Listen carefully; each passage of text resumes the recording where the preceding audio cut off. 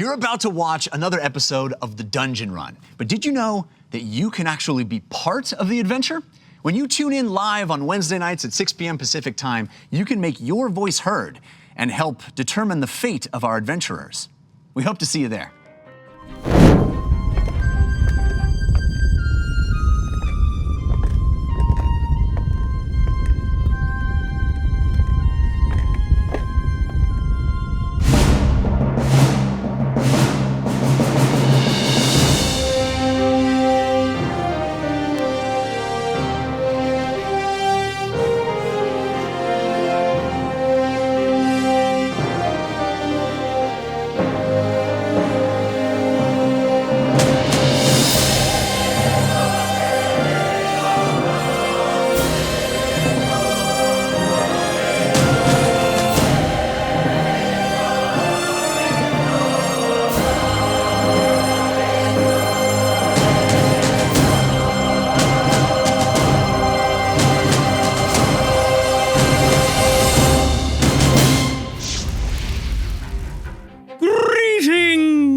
And welcome to The Dungeon Run, a live tabletop role-playing game where your interactions help tell the tale.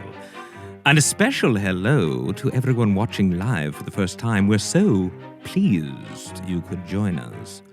I am Lord Arrabann, Keeper of Secrets and your host for tonight's campaign.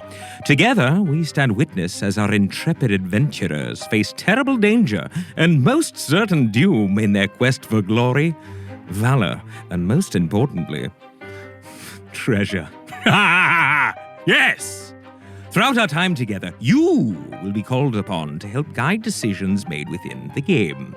In addition to our live chat interactions, those that are brave enough can purchase one of 6 unique digital items. You could bestow upon the adventuring party the gift of advantage. Well, that's the ability to roll 2 20-sided dice at once. Or, for those of you that feel the players have had it too easy up until now, you can set the trap of disadvantage. Boo-hoo! If a player has advantage, this disadvantage will counter it, and if the player does not have an advantage, well, they will roll 2 20-sided dice at once and take the lowest. After all, life is pain. Or perhaps you'll want to be the wind at our adventurers' backs and allow them to draw from the Force of Good deck. Or add an additional challenge to the adventure and purchase a Force of Evil card. Be very, very careful. Now, when you buy one of these digital items, please specify which player at the table it is for, or I will make the choice for you. Is that clear? Of course it's clear. But that is not all. Please remember, it's on you. You can purchase an IOU, and each time you do, it will light a Force of Good candle, and when the goal of 20 candles is reached, a Force of Good card will be awarded to a random member of the team. If at the end of tonight's adventure there are candles still lit, they will carry over to the next show. Yes? Good. In addition, you have clearly noticed that Milo has placed his bowl on the shelf. If enough of you touch that evil thing, it will burn my brain, quite literally, and I may have no choice but to react. Evil cards will be forced on the players. Do you understand? Don't touch it. You have been warned. Also, you have the power to submit your idea for a Force of Good or Force of Evil card, and we might use it on the show. Head over to thedungeonrun.fandom.com to submit. You can upload your fan art there as well. And to those who have already submitted, I see you and I thank you. And we have Dungeon Run shirts. Oh, you knew that already? Well, did you know that we have more new shirts? Hello! We have the Dungeon Run logo. Look at that. Rosy Cheeks Pub and Tavern Hall. Meep lives. I am human. The Pirate Disguise shirt. And my personal favorite, Lord Arrabann's Dungeon Run. Pretty. And we have our new shirts. Check it before you wreck it. A new version of the Life is Pain shirt. All fails for Jorel. Let the dice roll.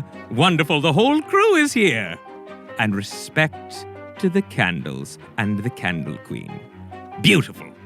To purchase these shirts, head over to thedungeonrun.fandom.com. Now, let's meet our brave souls, the cast of characters. Please welcome Katie Michaels as Lily Dumblestuck. Ahoy, mateys! Ahoy! Ronald Ogden as Uggo. Ah! Do you know what my favorite food is? Chicken? Calamari! I get it. Morgan Peter Brown as James Quillez. Hello, Lord Arrabann. I'm very happy to say that I was recently elected the vice president of the Lord Arrabann Fan Club. Ah! Call me? Wait a Miss second. Isn't that President. Jessica Lynn Parsons as Fahima Tide? yeah. But yes, we're very happy to be here with you today. President and vice president. Yeah. Wonderful. I wonder if our next contestant, Jared K. Jack as Civ Red Thistle, is the Contestant? CEO. Is there such? I don't know why. I guess that makes me the treasurer, right? Yes, sort of. You're beautiful. That's all I can say. And our dungeon master, the man himself, Mr. Jeff Carnate. Arrabann, I know I say this every week, but you're really losing control of the cast. I know. It's awful. As the journey continues, I, Lord Arrabann, will be joining you in your social conversations around the game. So keep an eye out for my avatar and comments. And before we begin, I have a favor to ask of you. It would give me great pleasure if you would share the show. Just click below and let all of your admirers know that you are watching The Dungeon Run. Now, keep the comments coming, be ever vigilant, and what? Let the dice roll! All right! Yeah! You guys ready to play? Yeah, Nelly. Oh, man. Before we start, I just want to give a shout out to the Discord and the fact that a bunch of people are filling out the wiki with a ton of information going through man. all the episodes. Yep. Oh, man. Thank you. That's incredible. That is Thank you. incredible. That's really We need to check on that. All right, let's catch everybody up, shall we? Yeah. Yes. Yes. It started as a simple dungeon run, but it has turned into an epic quest. When these 5 adventurers from that dungeon emerged with the Secret Keeper's amulet, they soon discovered that it was the key to unlocking the mystery of their world's ancient protectors, the 100-foot-tall wardens that had roamed the land for generations, but have recently been disappearing, captured, and imprisoned. As they attempted to track down and free these wardens, they also learned that the amulet was a relic of immense chaos magic that could break through the fabric of realities and allow them to communicate with you, the gods who watch them and influence their fate. They made contact with the Natural Order, a conclave of wizards who had been tracking the wardens and reconstructing the lost history of Ain. When Civ, Fahima, James, Uggo, and Lily battled through a floating castle in the sky and freed the lightning-infused Storm Warden they found there, it gave them a glimpse of that lost past, full of clues about the Warden's power and purpose. The team has lately been on the path toward another Warden, which, according to their Natural Order contact Claudiette, is being held at sea in the treacherous waters of the Deep Reef. She secured passage for them aboard the sailing vessel known as the Tardy Plunder, under the command of Captain Mervis Blowhard. But when the team's actions led to the death of the ship's helmsman, Blowhard insisted they find another expert pilot before going into the reef. This set them off on a quest to find and retrieve Saugus van Vliet, the Tortle Master Helmsman, who was serving in the crew of the pirate known as Whitebeard. Ooh, Whitebeard. Might be the last time I get to do that. Single tear. R.I.P. R.I.P. The team infiltrated Whitebeard's Jutty and nearly escaped unscathed with Saugus in tow, when a mighty cannon blast from the top of the stronghold knocked them over and allowed the pirates to lock nearly the entire party in chains. When Whitebeard indicated that they would have to fight an enormous albino owl bear one-on-one in his brutal fighting pit, the party rebelled, and the entire place ignited, both figuratively and literally. Civ set the lair ablaze, Fahima roasted pirates with her fireball, and in the end, Uggo landed the killing blow on Whitebeard himself, ending the reign of the Jutty's Pirate King. Many tears. Escaping through Claudiette's portal back to the deck of the Tardy Plunder, the full weight of their actions came crashing down on the team. The revelation that Whitebeard was Mervis Blowhard's own father landed particularly hard on Uggo, especially seeing Mervis's continued disdain for the man, even in death. Mervis cut the tongue from his father's corpse, stamped it flat, and tarred it, seemingly turning it into a coin, then retreated into his stateroom with nary a word. Lily sang a song of mourning for the dead, and the team set about reckoning with the ramifications of their escape. They had managed to bring 2 pirates through the portal with them, bolstering the crew. And these men, Trevor and Hicklefist, swore fealty to a new pirate captain.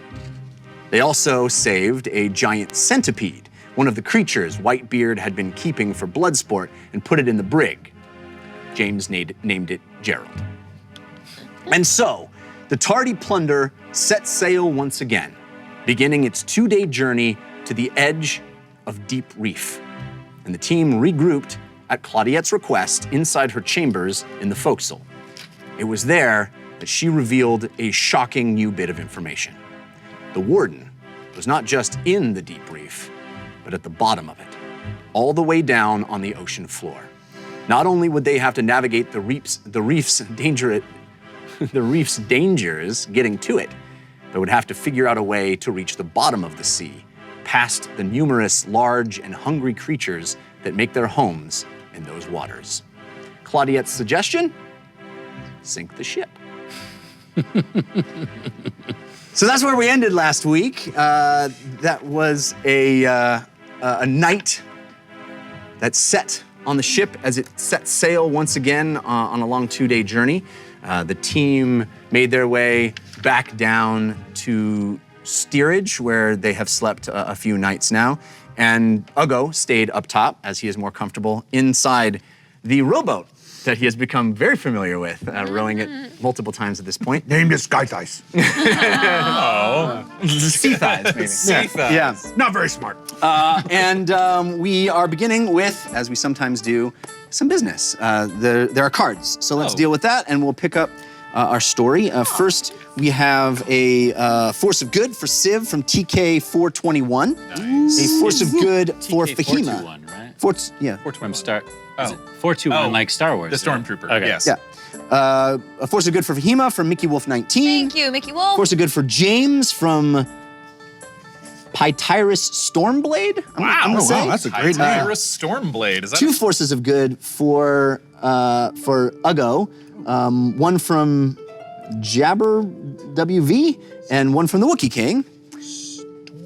And that's all. Okay.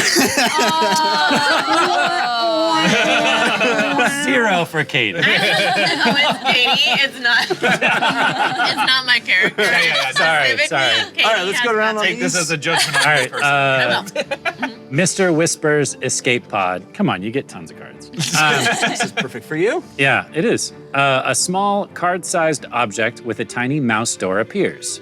Through the door is a portal to a pocket dimension with a small, comfy bed and a magic cupboard with infinite tiny bread rations, water, and cheese. Wow. What? Love it. Yeah, fits neatly inside the player's pocket holding our friend. In the event of a TPK, total party kill, this will allow the little mouse to escape unharmed. Mr. Whispers will survive. This is all in caps, will, survive. That's perfect for right now. I don't know who created this, but this is by far my favorite card thus far. That's awesome. I'm glad we got our priorities in order. Mine's also really perfect for Fahima. It's called Happy Together, viewer submitted. An image of a dog and an owlbear frolicking happily in a field appears before you. This makes you so happy that you're healed for 1d8. Nice. Oh, it's a lie, but it's a happy lie. They could You have don't know. I mean, maybe we don't know. You We don't don't know. know. I know, but who knows? Scurvy and the owlbear. This is called Stick 'em Up, viewer submitted. Appears as a small squeezable tube. It is an adhesive paste that allows you to stick any two objects together for a short time. One-time use. I like that. Yeah, I like it. I've got General Marklar's bag of puppies. Viewer submitted a Wasn't bag. there a bag of kitties last week I guess too? so. Okay. A bag appears. Animals. I like puppies. I know, sure. A bag appears filled with 1d8 cute puppies. Add 1 for any squeeing. Did anybody squee? I don't know if anybody's squee. I think we all There is a squee. I'll take it. It was at least When one squee. opened, the puppies will unleash 1 damage each. They disappear before Jeff gets a chance to immolate them. I got one more. Okay, you do have one. Yep. A test for Civ. Oh. 4 safes appear on the ground in front of Civ. For every safe that Civ successfully picks the lock of, without any advantage or disadvantage, he receives the following. So there's 4 of them. The first one is a DC 10. Okay. With your Pick locks. thieves tools, yeah. Right. Ooh. That still makes it. It's a 12. Nice. Wow. 10 gold pieces for that one. Cool. Yeah. And what's the DC for the next one? 15 for the second one. Oh, you're rolling so bad. I am Okay. rolling terrible. Save 3 is DC 20. Okay. Nope. Okay. Wow. And the last Get all one your is bad rolls out DC now. 25. Come on, big one. Come on.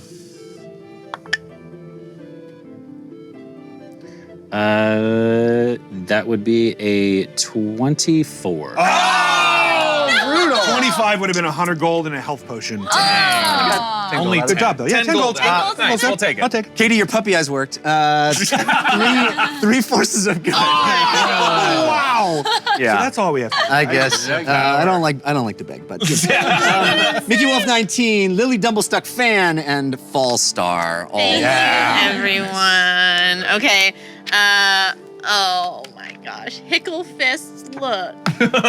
Viewer submitted. At any point in the game, you are able to communicate a thought directly to another player through only a quick glance. No words necessary. Your eyes say it all. Oh, Hickle Fist. Anamorph. Viewer submitted. When this card is played, you can morph into any animal. Whoa. This follows the rule of a druid's wild shape class feature level 4+. See page 66 and 67 of the 5e Player's Handbook of Preference. Very nice. good person. Thank submitted you that. for that. Also, I had that here with me. Would it help if I got out and pushed? Also, viewers submitted. Any conveyance? Yep. Is that right? Like a Okay, thank you. vehicle, yeah. Conveyance, air, water, land. I was thinking convoyance, but that's something different. Conveyance. Air, water, land that carries the entire party can double its movement speed for a short time. At the end of this burst of speed, with a strange clang of metal on metal ringing out, the vehicle's movement speed will be cut in half for the same amount of time if it had been accelerated. Good to know. How long can we accelerate the speed? It's a short amount of time. Short time, it's my discretion. So DM's discretion. sink the ship? Yeah, but then half and a large metal Yeah. clang in the deep ocean with large creatures. Maybe we can Save get it there to with the all the end. fast speed. Yeah, Yeah, save it you to know, the end. for sure. Right. All right. So, Sorry, Jeff. Mickey Wolf 19, Lily Dumblestuck fan, and then Fall Star. Ballstar. Thank you so much. Okay, so we pick up our tail on the ship the next morning. Uggo has slept in the rowboat. Everybody else is down in steerage. The ship is underway. We are at sea. And what would you guys like to do? I'm assuming this is like after breakfast and all that jazz. Yeah. Does Blowhard ever make an appearance? Like when You saw him last night at dinner. He came in. There was an exchange he had with Lily. He looked like he had been going through something. Right. And he looked a little tipsy. And that was the last that you've seen him. He didn't show up at breakfast. Okay. What is the overall morale of the ship? There are 2 new crew members, and I think you see a measured amount of resolve in the crew. Everybody feels a little bit better to have more hands on deck, quite literally, and to have done something successfully, gotten you guys back on the ship, underway, not sitting around waiting. But we're headed to what everyone all these pirates recognize as being the most dangerous area of the sea. Right, which is why I'm asking, do they seem like they're scared? Do they seem... There is a bit of anxiety that's palpable in the air. You're still 2 days out, so it's not, there's no, looking and being worried. It's just sort of this sense of foreboding. I see.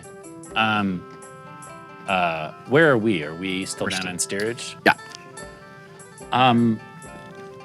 But you can go wherever you like. I mean, I just started everybody there because that's where you woke up. But if you want to move, feel free. I don't think James slept very well. I think he's, as we know, James loves puzzles. I think he's trying to think of some other way to get to the bottom of the Deep Reef that doesn't involve sinking Blowhard's ship, because that thought doesn't sit well with him. Do you have any ideas? I do. I have a few. None of them, they're all just ideas at the moment. But what about Whitebeard? Didn't Whitebeard have a ship? We never saw it, right? No, that was actually one of my ideas, is that we could go and try to find his ship. And it would involve turning the ship around, but I mean, I think if it's either that or put a big hole in your own ship, I would have to think Blowhard would go for it. Unless somehow we can, I don't know if you have any spells that could get us down there. I mean, it seems the biggest concern at the moment is, water breathing, not a problem. We've got that covered. Right, but there's creatures. The creatures, the protection from creatures. So, I once read a story about a whale that swallowed some people. Yes? Maybe a whale could swallow us? Well, there was, that sounds crazy, but there was that giant... No, but I'll give it a bit of I'll humor it for a moment in saying that giant turtle creature, that shelled creature that we saw along the side of the ship a few days ago. Because you can talk to animals. I think. I can talk to some. What about speaking to the cook? He knows the merfolk. Exactly, Olo. They could help us. I could also send a message to Oha. Hey, Jeff. Right. But I don't know, Oha had no intention of going back to the Deep Reef, but maybe we could convince him to help us end, or at least help us out. You got this card called Wind at Your Back. A helpful wind goes your way when you're in a boat. You can double the speed of the boat for a short time. Okay. I'm going to do that right now for this boat. Okay, so you all feel as if the wind has kicked up above you and the ship is sailing at a much quicker rate. Well, I think Trevor and Hicklefist would know about the status and location of Whitebeard's ship, I suppose. I like the merfolk idea. Should we split up and you could go speak to the cook, and if you want to go... we could go talk to Trevor and Hicklefist. That's... I also was thinking that because of what happened with Whitebeard and his relationship with Blowhard, the crew is probably not happy with us. I don't know. It's hard to tell. Well, we're taking them to a very dangerous place. That's true, but this is what this part is what they were paid for, and now that Saugus is at the wheel, hopefully they're feeling a bit more confident.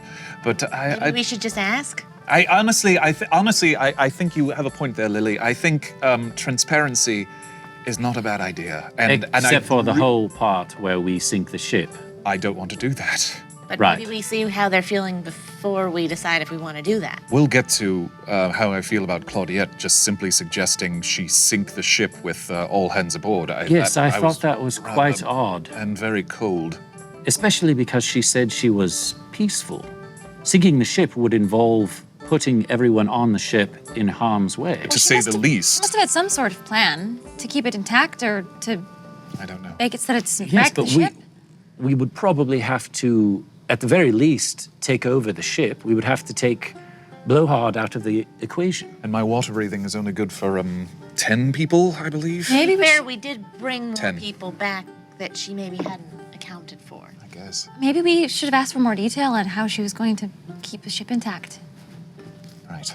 Ugo's going to knock on Claudiette's door. Okay. We can start making our way up, I guess. Sure. Are you guys going to all join Ugo or split up? If you're at That's it up to you. by your It's own a whole place. different reason why I'm calling. Sure. So would you like to do that solo? If I could, yeah. Sure. I'm not going to stop anybody from coming in if they want to come in. I'm just, Yes, please, come. Yeah. Enter Claudiette's chamber, which you remember from last night. Yeah. Simple, understated, her bed neatly made. Yeah. Oh, I'll go. Yes. What can I do for you? I'm not good with words, so I may say something that hurts your feelings. That's quite all right. You're a coward. Yeah. Stop being that way. I shall try. I help you. In what specific way? I will protect you. Why, that's quite generous of you. Anyone that come by, I take care of. You can be strong and think clearly without fear. Well, I wonder if you might be able to punch my nausea. I can try. I fear how that would turn out for me. Yeah, maybe. Also, I had a question for you. I'm very confused. You suggested we sink boat. Yes. Wouldn't that kill everybody? Oh, heavens no. How would they survive? Well, I assumed that we would portal them out. Oh, yeah, I hadn't thought about that. You could do that again? Did you think that I wanted to kill everyone here? It seemed, well, that's why I asked. Goodness, I'm so sorry that you walked away with that impression. I mean, value life in all its forms. I mean, they signed up, so if they die, that's up to them. They made this. Just like I know that if I go and try to kill monster in ocean, it might eat me. I understand and accept risk is word. Yes, risk. Let me tell you something, Argo. Yeah? In that respect, Yeah. we are awfully similar. I understand the risks I've taken as well. That is good to know. Yes. It was not clear before now. This is a very important thing. Yeah. Both to me and to the world. And sometimes important things require us to do things that are not good for our hearts. Sadly, that is true.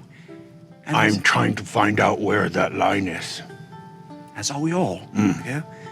So you can portal everyone out? I can open a portal. Could you open, could you open portal to bottom of ocean? No, I've not been there. Oh, you have to have been there. Or another member of the natural order. But my thought is, should we reach that place, I could, after we've done our business, portal us out.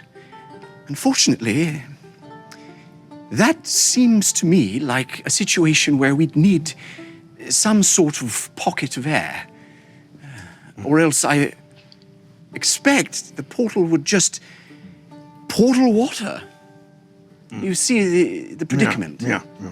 Which is why I suggested this ship. Be able to create a pocket of air deep in the bowels of the ship as it sank. I believe magically I could hold it together even under the pressure that it would require, but it would take all I have. If we built hut, could you do same? Hut, Yeah, building made of wood. I suppose. I doesn't make sense to me how air keeping ship when you sink it. Seems like water would fill. Yes, well, it would take, as I said, all of my magical concentration to do so. If we could make hut sink, you could do same? Hut is ship that can't. Yes, swim. any enclosure, I suppose, could work. Okay. Just seemed most convenient that we are standing in one, if you catch my drift. Yeah, very convenient. Are we walking up to Claudia? Yeah. Okay. All right, so you guys have joined Uggo. Oh, everyone here. Good morning. Good morning. I just was discussing the ramifications of our plan with Argo. I sincerely apologize if any of you walked away thinking that I wanted to murder all the souls aboard this vessel. Oh, of course not. It was. I don't think we thought you were going to murder everyone. I It's did. Just all right. We hoped that Not that all was of not us the thought case. that. However, Argo has made his feelings clear. He does that.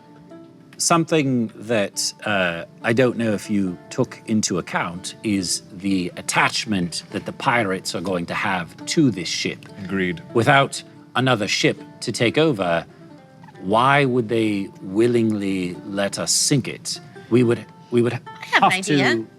Yes. What? Not to interrupt, read. No, go ahead. Well, you said you're going to portal them somewhere else, right? I said there was an option. And you've been there.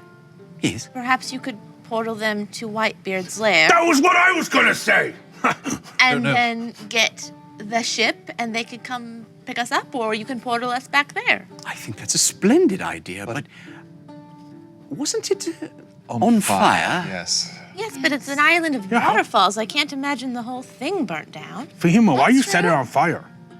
I didn't say it's on fire. I believe it was the Molotov cocktails we might have spread along the ground. It was. It wasn't you. It wasn't you, Fahima. No, I know it wasn't. I thought it was just part of the. I thought it was just part of the things that were all happening in the.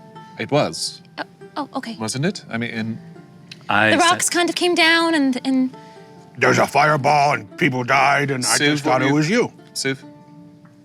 I started the fire. I did it because I wanted to cause a distraction so that I could rescue all of you. I did not think that it was going to burn the entire place up. I realize now that that was a mistake, What? and I apologize. Thank you for setting it on fire, because we got out. did you think about how there were creatures locked in a room? No, I No way of getting out? No, I'm afraid I did not. I just thought about all of you, and I had a few seconds to make a decision. And so I made the decision that I made. I did not set the fire near the creatures. It was in another part of the cave, but it spread quickly. And I'm afraid the pirates did not attempt to put it out like I thought they would. You thought the pirates. Okay. We're all doing I our should have best. gone back. I should have gone back to get them. We're all Should doing have. our It's best. our fault that they're Yeah. dead. It's our fault. It's not even Whitebeard's fault. It's our fault. But I didn't- Whitebeard put them there in the first place. Yeah. It was the most unfortunate set of circumstances. Siv, But I only Siv assumed did the his owlbear and the best. dog jumped into the water and survived, and those other ones, they just burned. No chance of escape. It's all right. It's all right. It's all right. It's fine. It's fine. We're doing our best. Okay. Without it, we would all be dead. Well, there are times in life where you can be upset with one outcome even though you know it was the thing that had to happen. And I think maybe that's what's happening here. Yes. She doesn't have to be happy that that happened. But she's alive. Yes. Fahima, if I may, Better. I believe it is your heart and your caring that will be your guide. And this feeling in you is important to nurture. Please, do not let it create rage. The most we can do is try. And next time I'll try harder. Rage is useful.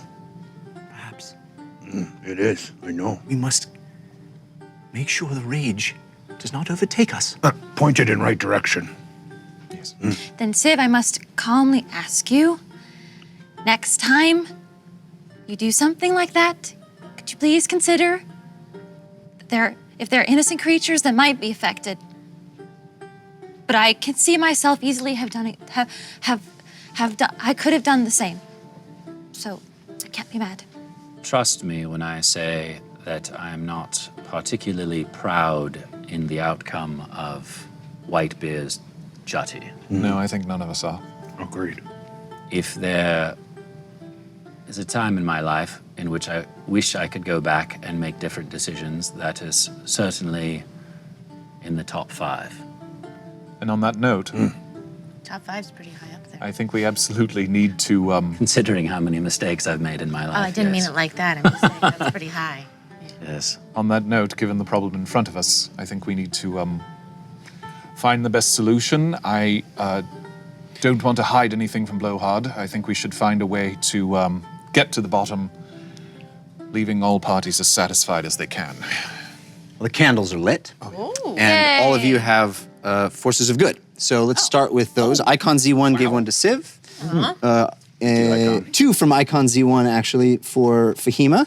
Oh, both from Icon Z1? It looks like that way, unless I have that wrong. Nope. Well, these are all from Icon Z1. Another one from Icon Z1 for James. Thank you. One for Uggo. Yeah. And one for Lily. Oh. Actually, there's a second for Uggo from Hazimus. Ooh, Icon Z1. My goodness. You want us to start? You want us to start reading? Yes, go ahead. And then we have I'll roll the Sure. box. I wear my sunglasses at night. Corey Hart? Yeah. A pair of sunglasses appears the card holder on the card holder's face, and they have dark vision for a total of 8 hours. Now, I already have dark vision, so could it increase the range of my dark vision, maybe? Sure. Okay. You got another one from the community rolled a 1. Oh, sweet. So that's for you as well, so you might as well read that now. And I believe I had it wrong. Mickey Wolf 19 gave you the other one, Fahima, so they're not both from Mike. Oh, okay, great. One's from Mickey Wolf. Storm War Den, separate words. Cool. Can only be used when raining. If you have at least 1 minute in the rain, you may call upon the Storm War Den. A room appears full of comfortable seating, a minibar, and I get it. A minibar and a barrel full of towels. Up to 10 people may occupy the room, dry off, and gain the benefits of an instant short rest. Wow. Oh, it's like the flipping flight, the special where you in the airport when you get to go VIP in the lounge. VIP. Yeah. Sure. Delta Lounge. My first one is called As Hard as Dragon Scales. That attack could have skewered a wild boar. Wait a minute, how did that get there? On the next attack, that would bring you below 0 hit points, so the next time I get knocked out, essentially, you instead replace your health with 1d4 and are dazed for 1 round. What does dazed mean? I just can't do anything? Maybe. Their days Stun, has. frozen. It's a condition? Okay. And then my second one was called Bingle Battle Bangle. Oh. Bingle Battle Bangle. You gain a small bracelet proclaiming you to be one of the saviors of Bingle. You may use this bangle once to receive free lodging at any inn in Ain, which will destroy it. You may also receive 1 free drink per day in any port town while wearing the bangle. Wow. Wow. That's right. Nice. Bangle knows how to do it. Bangle is at a party. James. Fire Dyer. Viewer submitted. A small vial appears in your hand containing a dark powder. Dumping this on a fire or fire creature will cause the flames to turn pitch black, absorbing light instead of making it. Whoa. This effect will continue until death/extinguishment of the flame. It's interesting. I have 2. My good side, which is viewer submitted. You always look great, but the lightning is making you look so good right now. +3 to the next time you try and charm a creature. Nice. Need that. We all scream for ice cream. Viewer submitted as well. You have a choice of 2 options. Option 1, out of combat, you can create an ice cream wagon to appear. Everyone can now enjoy a free magical dessert that restores 1d10 hit points. Nice. Or option 2, in combat, send the ice cream wagon by to lure a target away from you as they rush off to buy one for themselves. Wow. They roll a d12 wisdom saving throw. On a failed save, they see the wagon and chase it up to their speed for 1 round. I just want to see that happen when we're under the ocean. Tuck just goes floating down I got beast mode. Oh, yes. Play this card when rolling initiative. Name a round of combat. You will take no damage from attacks during that round. Oh, okay, cool. So you gotta call your shot ahead of time. Nice. Yeah. What that is. It's like a James, you got another one. This is from Pytyrus Stormblade. Hi, Tyrus. What's up? Baby Ruth. You don't need the sun to shine. Viewer submitted. You are imbued with Vahima's unwavering fascination with monsters. Your next investigation or nature check against an unknown creature is an awesome. Nice. Oh, nice. If Vahima uses this card, Jeff must also do his best imitation of what the creature sounds like. That's awesome. I like it. Jeff like But it if willing. with him, Anyway. it's just like Yeah, right there when it happens. I do like All right. investigation checks. So back to our scene. You guys have been discussing this.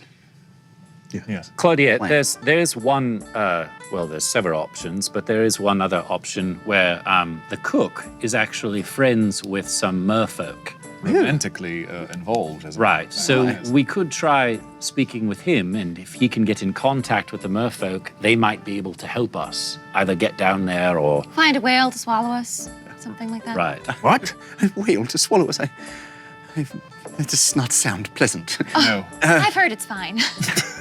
Well, I'm certainly open to your suggestions. I am perfectly capable of opening a portal back to Whitebeard's Jutty should you choose to do that, but I fear what we might find there. Yes. I don't want to No, I- waltz into burning fire. Was it all made of wood? No, there was a lot of wood, but it looked like the fire was eventually going to burn itself out. Well, that- unless there was another secret passage. That probably leads us to our next conversation, and I'll go outside. And are Trevor or Hicklefist around? Indeed, they are. Hicklefist is up top. Trevor is down on the bottom, Okay. down on the main top deck Do you here. mind if I go and speak to Saugus about this? Good idea.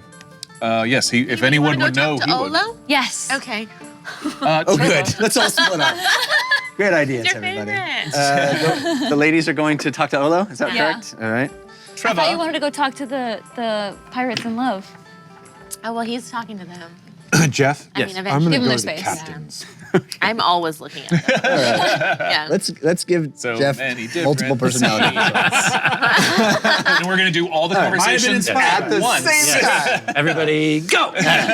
So anyway, So where are we headed for? Let's a start. three-camera Let's start split here with screen. let's start with Trevor. Yeah. Trevor, is it? Right, yes.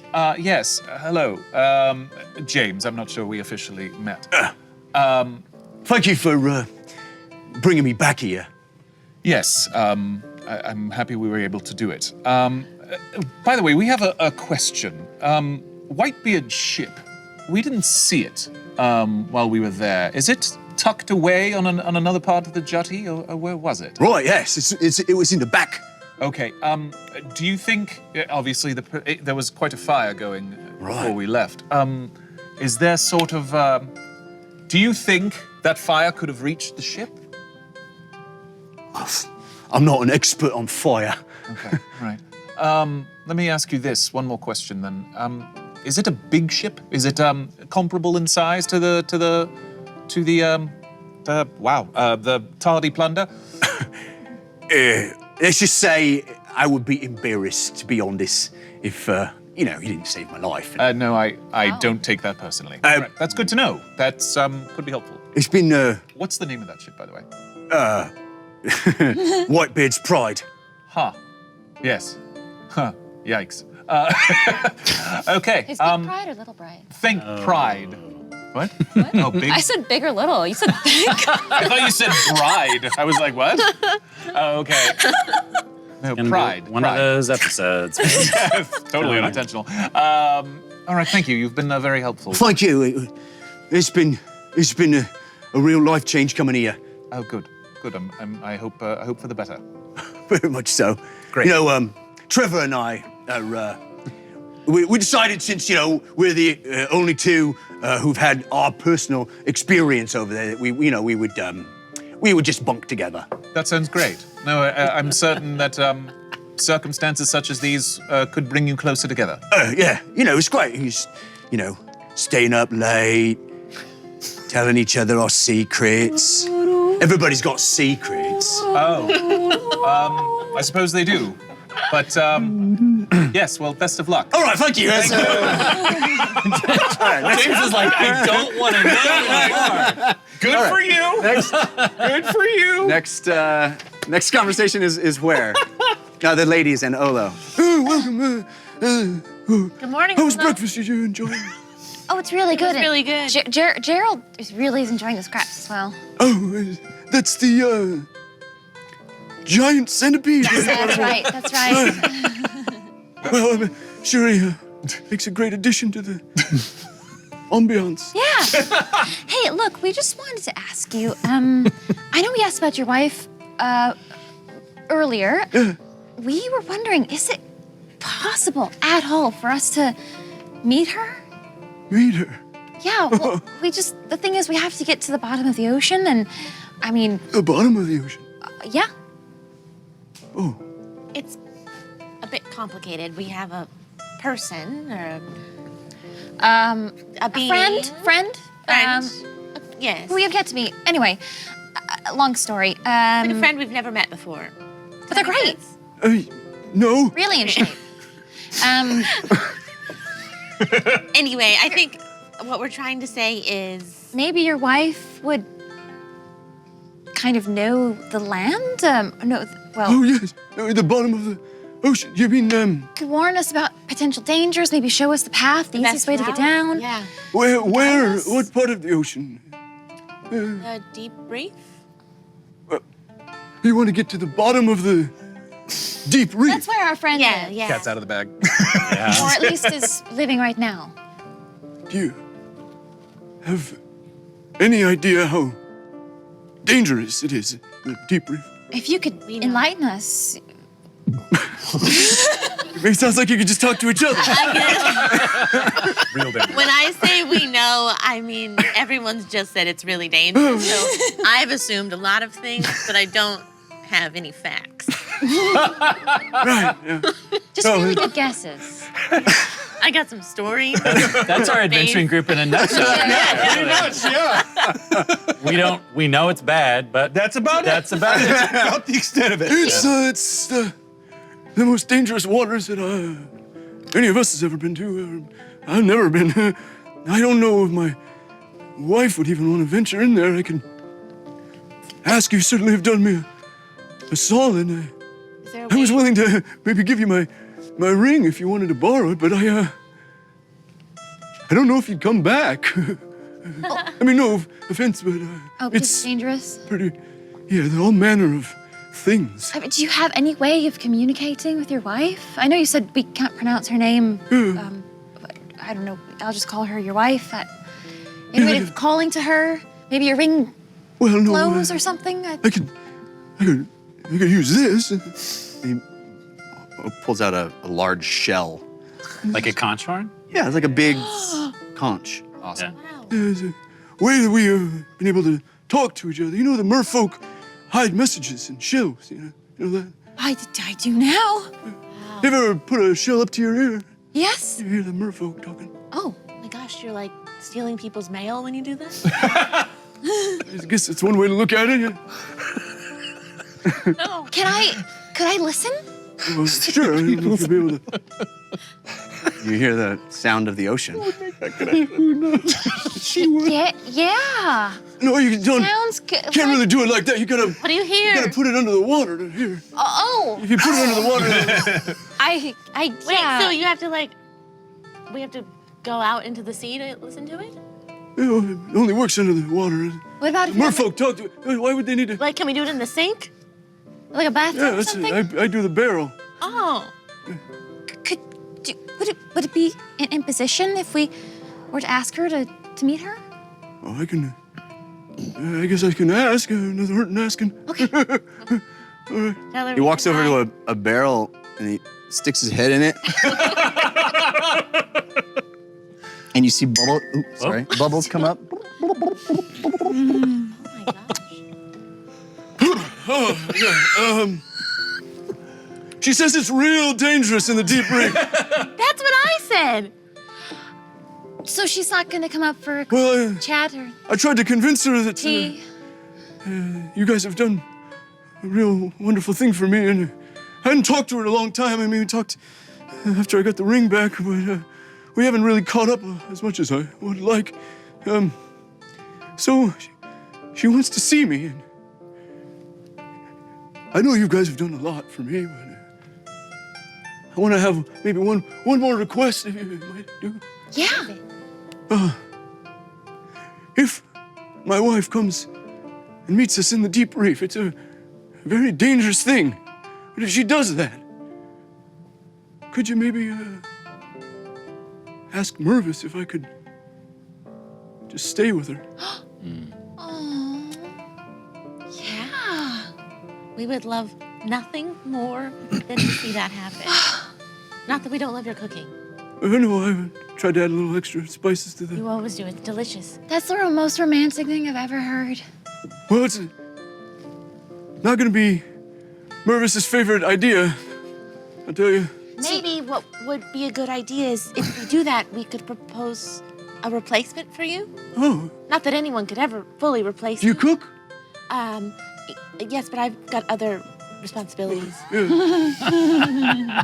I mainly make cocktails too, which is probably not a good idea for the ship. Yeah. Mervis would love it.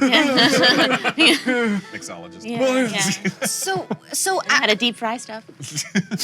what's the timeline here? She's gonna come around for tea, and then we're going to ask Mervis after that, or are we gonna take her down to Deep Reef with us, or? Well, I wouldn't really want to have her come if it wasn't for a good reason. It's dangerous. Did I mention it's very dangerous in the Deep Reef? Yeah. So maybe we wouldn't go with her then. We just have a chat about it, and then. Well, I don't know exactly what you want her to do. I think that's up to you. You gotta tell me.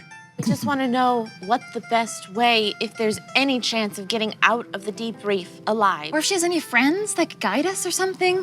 Some merfolk might be able to escort you down. I don't know. I don't know. Listen, I don't want to speak for her. Can you dangerous. imagine? Is there anything that we could do for them to make it, worth their while? I think if I might be so bold, I think maybe getting me back might be pretty worthwhile. Yeah? Yeah? Yeah. I don't, like I said, I don't know. I can't speak for her, but I would certainly love to see the faces of some of the crew who made fun of me when they saw her real. Well, James happens to be very persuasive, so I think he can help us have a word. Yeah. All right, well, let me know what I can do to help. In the meantime, I'll be Maybe cooking away. in the meantime, before we bring it up, we should just keep the whole Deep Reef thing between us? Oh, that mean that you're headed Well, yeah. Maybe just don't tell the crew until we have a plan. We don't want to make anyone feel scared or... That's true. You looked quite panicked when I said that, so... Well, I wouldn't want to tell anybody that you're trying to get me off the ship. Exactly. I'm sure they'll miss my cooking. Yeah, they will. And your personality. Yeah, I suppose. Okay, well... Thanks. All right, so next conversation is where? Captain. I'll go and Yeah, do that. Knock on the door. James, you got a force of evil Oh. Gosh. from You've Had It Too Easy. Oh, yeah. Bring it on. Disgruntled digit. Wait a minute. Perfect. Oh, no. Viewer submitted. James Mage Hand is fed up with doing his master's bidding and acts up. He doesn't have a brain. The bearer of the card has to take part in a paper, rock, scissors contest with the DM for 3 rounds. Every loss, they will receive 1d4 damage as the mystical hand slaps their face. Whoa. Wow. Slap. Should we do that? I mean, let's do it right Let's now. do it. Ready? Okay, all right. Rochambeau. Oh, Rochambeau. Oh, what is this? Gosh! All right. Rochambeau. I beat you. One. I beat scissors. Rochambeau. Ooh, I beat 1-1. scissors. All right, here we go. Rochambeau. Yes! Oh, no! So I take DM is the champion. I take 2d4 damage. Yeah. Uh-oh. And by me, DM, I mean digit. for damage. 4 total? Yes. Not bad, not bad. Not Okay, terrible. slap yourself. But Digit. Slap your digit came out and slapped you. Yeah. Okay, so Ugo, you have I walked didn't know up you to, felt this way, Digit. You have walked up to level Mervis's 70. stateroom. Yeah, and right before I knock on the door, I'm gonna use this card, Prim's Pine Rum. Large tank of Bingle Pine Rum falls into your hand. You can tell by the taste that it's made of by Prim. There's no alcohol. Drinking this restores 1d8 of health. The soft giggle of a little gnome echoes in your head and puts a smile on your face as you think of Prim. Okay. I'm gonna hold the mug and knock on the door. All right. Yar. What do you want? You and I got on the wrong foot. For you. Put rum in it. I've been drinking quite a lot. Well, then invite me in and we can drink it together. Who says I want you to come in? Me? You drive a hard bargain. All right. I'll drink with any of you. Yeah. Brings you in. Yeah. Sit down on this little table inside the room. Yeah. And he sniffs your mug and goes, You sure you want to drink that? Well, you put rum in it, yeah. You know, you could just drink the rum. I plan on doing that after we drink this. It make you feel better. You're a strange creature. All right. I've heard that before. Glug, glug, glug. He pours himself straight. Now what? All right. No, you drink this one. This one's for you from me. I do. Yarr. Thank you for killing Whitebeard. That's why I want to talk to you, but drink, mug. You Whitebeard. Whitebeard. So he gets the little gnome echoes of giggles, and he puts a smile on his face. He thinks of Prim.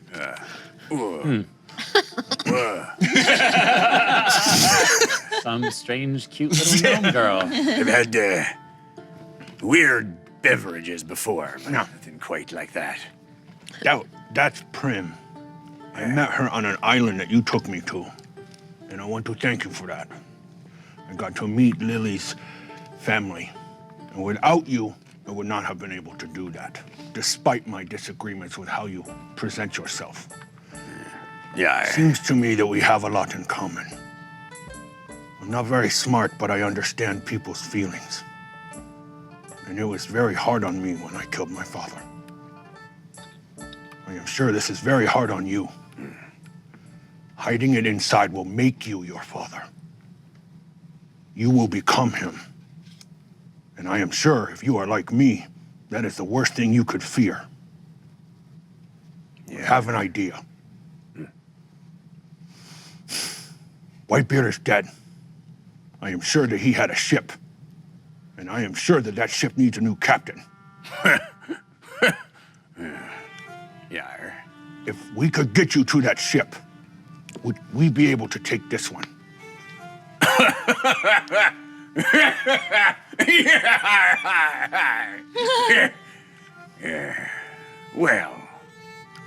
Well, the heroes of Bingo. No one said they didn't have courage. No, in fact, the opposite. You waltzed into Whitebeard's Jutty. And you did the thing I've been trying to do my whole life. And you come out easy as shepherd's pie. And now you ask for me ship. Nope, did not ask for your ship. Asked to trade. You trade? Yeah. Trade me ship for me dad's ship. Yeah. Yeah. Here's why I think that's the case. And he pulls out a flag. The flag has a orc fist with thorns wrapped around it with a black cross over the back. This is my father's. I am proud to own this because it reminds me of the thing that I have done wrong and reminds me and propels me to stop doing it, that I will not become my father, and neither should you. That is why I think that the ship is very important to you. You may have... I'm attempting to get him on my side, Yeah, you can roll persuasion.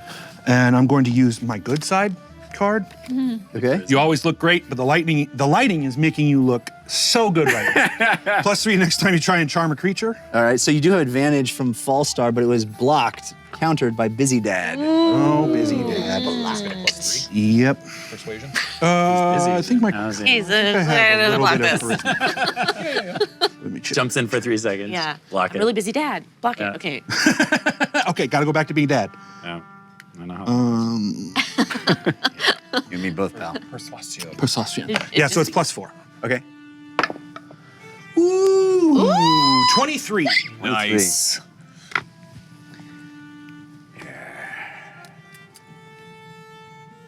Me, the captain of the Whitebeard's pride. Sounds fitting. Change it to Whitebeard's Demise. or mistake. Oh, wouldn't that imply that I'm Whitebeard's mistake? He made a mistake in angering you, yeah. I would say that, yeah. That was, you I were think- his mistake. Actually, I think technically, no, I didn't want to go into it. Sorry, I was not aware of the family history. It's a real meeting of the mind. It's just pirate thing. Not just a pirate thing. Let me ask you this question, Yeah. Orc. human. What do you plan to do with the Tardy Plunder? You and your heroes of Bingo, you plan to sail the ship? You plan to sail it into Deep Reef? You plan to take it where all the gold that your friend Civ told me was waiting for you? You're gonna do it all yourself and take it all for yourself and take it on me ship? Have you not been listening to what I say? I try not to. Yeah, well, maybe you should. Because I am an honorable person. I might be orc, but I am still human inside. And I am honorable. And if we tell you a thing, then we will do it. And I will not lie to you. We are going to sink ship if you give to us. It is the only way to get to bottom of this ocean floor. But I figured that would be okay by you if you had a better one that meant more to you. You wanna sink me ship? It wouldn't be your ship at that moment. All right. Think of it this way. You'll be helping us save the world. Think of the name that Brohard could strike fear into. Like Whitebeard, but better. I like what you said. Exactly. Think different. I don't know what's in this drink. Rum and pineapple. Last time I drank with one of you, it was not good. And I fear I'm making a bad decision here. I'm sorry. But I'll tell you what. If I can get Midday's ship, I'll take it, and I'll take me crew, and I'll leave me beloved Tardy Plunder. But I don't know how ye plan to get to the Deep Reef without me and me crew. You also did. And I may laugh at ye on the way out. I mean, fine. All right. Yeah. You speak for your entire crew. I speak for me now. You sure that your crew will agree with ye? I don't know. Well, that doesn't sound like the parley was entirely worked. Didn't think it was worth talking to them about if you weren't going to agree. Well, you come back when you got authority to talk to old Mervis. I think we'll probably all show up, but I'm glad that you had this parlay, you say? Yar. Mean talk? Yar. Thank you for that. Ding ding. Mercenary. All right, so that went better than expected. We have one more conversation to have, right? Civ. Yes. Just come out of NPC highlight reel. Yeah, I was gonna say. Oh my gosh. We do have a force of good for me. This is from. Well deserved. Yeah. It was for the Great Rochambeau game. This is from TK421. TK421. Yes. TK421. So this is a force of good for me. Ooh, fun. So, intended to happen during battle. Necromancer's Ritual. A viewer submitted DM card. A stillness fills the air as an eerie feeling creeps down the party's spine. Any one fallen enemy anywhere on the map is raised from the dead with the same stats as before death. Oh no. So I will hold on to that. Wait, No. what? No. HP? Wait, what? Like, if He gets to raise the dead. so I get to bring a character back that you killed. just one though? Yes. Okay, okay. I thought, But he I thought gets it to said pick everyone. who. Correct. So you could have brought And back when? Whitebeard? In that fight, I would assume, yeah. I don't think this is like anybody all. Well, yeah, wherever, yeah, I right? meant I think like- it's in the context of a fight. Like Whitebeard all of a sudden. That would be amazing. Stepped his body. That wouldn't be super creepy. He would spend it on Sun. I wanted that guy to live so bad. Dufo appears on the battlefield. Okay, so Civ, who are you talking to? Saugus. Oh, right, yeah. So you walk At up this to the point, it's helm. almost completely mute. I know. Well, you don't have to do it if you don't want to. No, I do want to talk to him briefly. All right. I'll make it short for you. Well, with Saugus, nothing is short. Oh, right. This could take all the rest of the session. Saugus, Yes. I wanted to apologize for the way I treated you during the battle at the Jutty. Shove? Well, yes, and the fact that I threatened you. I've had worse. Yes, I assume working underneath Whitebeard has been quite painful. Let me tell you a story. Is it about whipping? Yes. You're I think I've- skipping ahead. though. I think I've heard this story, but go ahead. No, go ahead. It was a Tuesday. Oh, God. Early that morning, I woke to the sounds of birds. I wasn't sure what kind of bird. God. They could have been small. Can we skip ahead? They could have been large birds. An hour goes by. I've been thinking about which birds those were ever since. Do you know about birds? Yes, I'm very familiar with birds. If I told you the kind of sound it made, would you be able to tell me You know what, which Saugus? bird It's it fine. was? You know, it's the story. The story is not important. Lost him. Should have just let him go. It's what happens whenever. 20 minutes later. In this, We got almost an hour to let this episode. I want to hear the whole. I don't want to lose all of the viewers. Too late. You wanted to talk to Saugus. The lights turn off. No, I'm just by myself. And you guys have all left. The crew left. All right. So yeah, he tells a long right. story. Okay. Great. Awesome. The Love it. moral of which is Whitebeard whipped a lot of people. Right. He was a terrible person. Okay. Like to whip people. Yes, I get that. Mm-hmm. All right. Well, So, what I mean to say is, you did me a favor.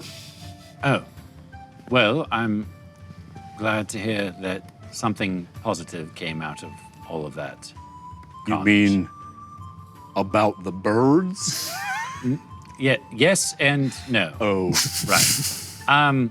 Before this gets even more confusing, I just wanted to say that if there's ever anything that I can do to repay the debt that I owe you for having to put you in such danger, you may call upon me.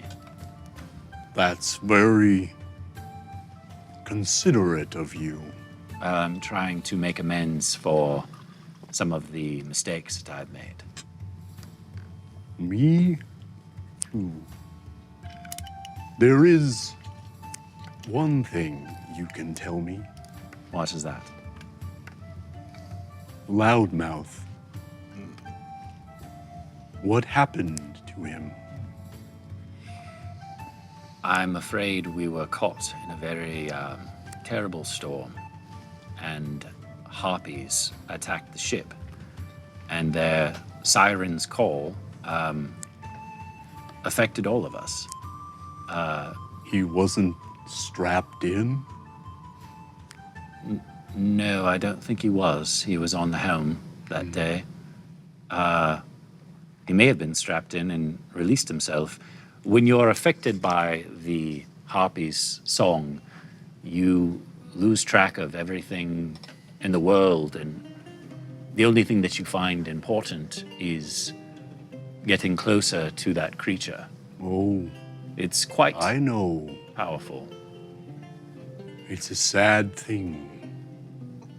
Loudmouth was a friend, a Yes. pupil. Maybe like a son. I did not know that. I'm sorry. We did our best to save everyone, and there were many people that met their end during our voyage, even before we got on the ship. One of the reasons why we went to seek you was because we're going to the Deep Reef, and Blowhard said that you were the best there is. And we needed someone like you to man the helm so that we could navigate those rough waters? I've been there You have. and back. Not many can say that. What can you tell us about the Deep Reef, other than the fact that it's dangerous, which we've been told many, many, many times? It is. I can tell you to listen to everything I say and follow my instructions exactly when we're in there. All right. Every sailor makes the same mistakes. But slow and steady wins the race. I see. So, what you're saying is take your time and be careful and don't try to race anywhere? Look, listen, don't be scared. Follow my instructions exactly. Be like the birds. I just thought it would sound cool. It's very cryptic. I'll walk up behind you, seeing how this conversation's been going. Oh, yeah, it's for been roughly an hour. Yeah. Yeah. All right. If we jumped ahead past the story. So we we got to a sleep Jared. You got a woke up force of good from the garbage man. It says for dealing with Jeff. I don't understand why someone would need to be rewarded for that. Wait, who got it? The garbage Seems like it's its own reward. The garbage. It man. is, Jeff. It is. I It do is. seem to walk into a lot of the the traps that you lay for us. You just really like to talk to the driver. You send a lot of notes. He does. Yeah, I'm he just does. saying. Tin, T-I-N, 10 of delectable frosting. A tin of frosting pops out of the amulet. When applied to any food item, rotten, raw, or otherwise, it adds 1d8 health recovery to that food item. Okay. Cool. Lots of help. All right. So what would you guys like to do now? You've sort of. I'd like to continue this conversation for a moment longer. I'm sorry. Let me know whenever I'm done with Blowhard, because as soon as I get out of the door, it's like, guys, I did it! I mean, I think honestly, the longest conversation would be this one, as you may have put together. Yes. So if you guys want to congregate up here, you can, or whatever you'd like to do. But Since we're all at the helm, I think Yeah, why don't we all congregating just- there is- Yeah. Yes. Yeah. Fine. Okay. Sounds great. I think we probably would have gone up to share our information. Yep. Saugus, Trevor seemed not to know for sure, but I imagine if anyone knew about the location and wherewithal of Whitebeard's pride, it would be you. You saw the fire when we left. Oh no, I'm sorry, you didn't. It was Well, he saw it from the ship. yes. Do you think that his ship could have survived? Where was it held on the island? Is it isolated? Yes, isolated. It has its own dock Okay, that's good. That's good news.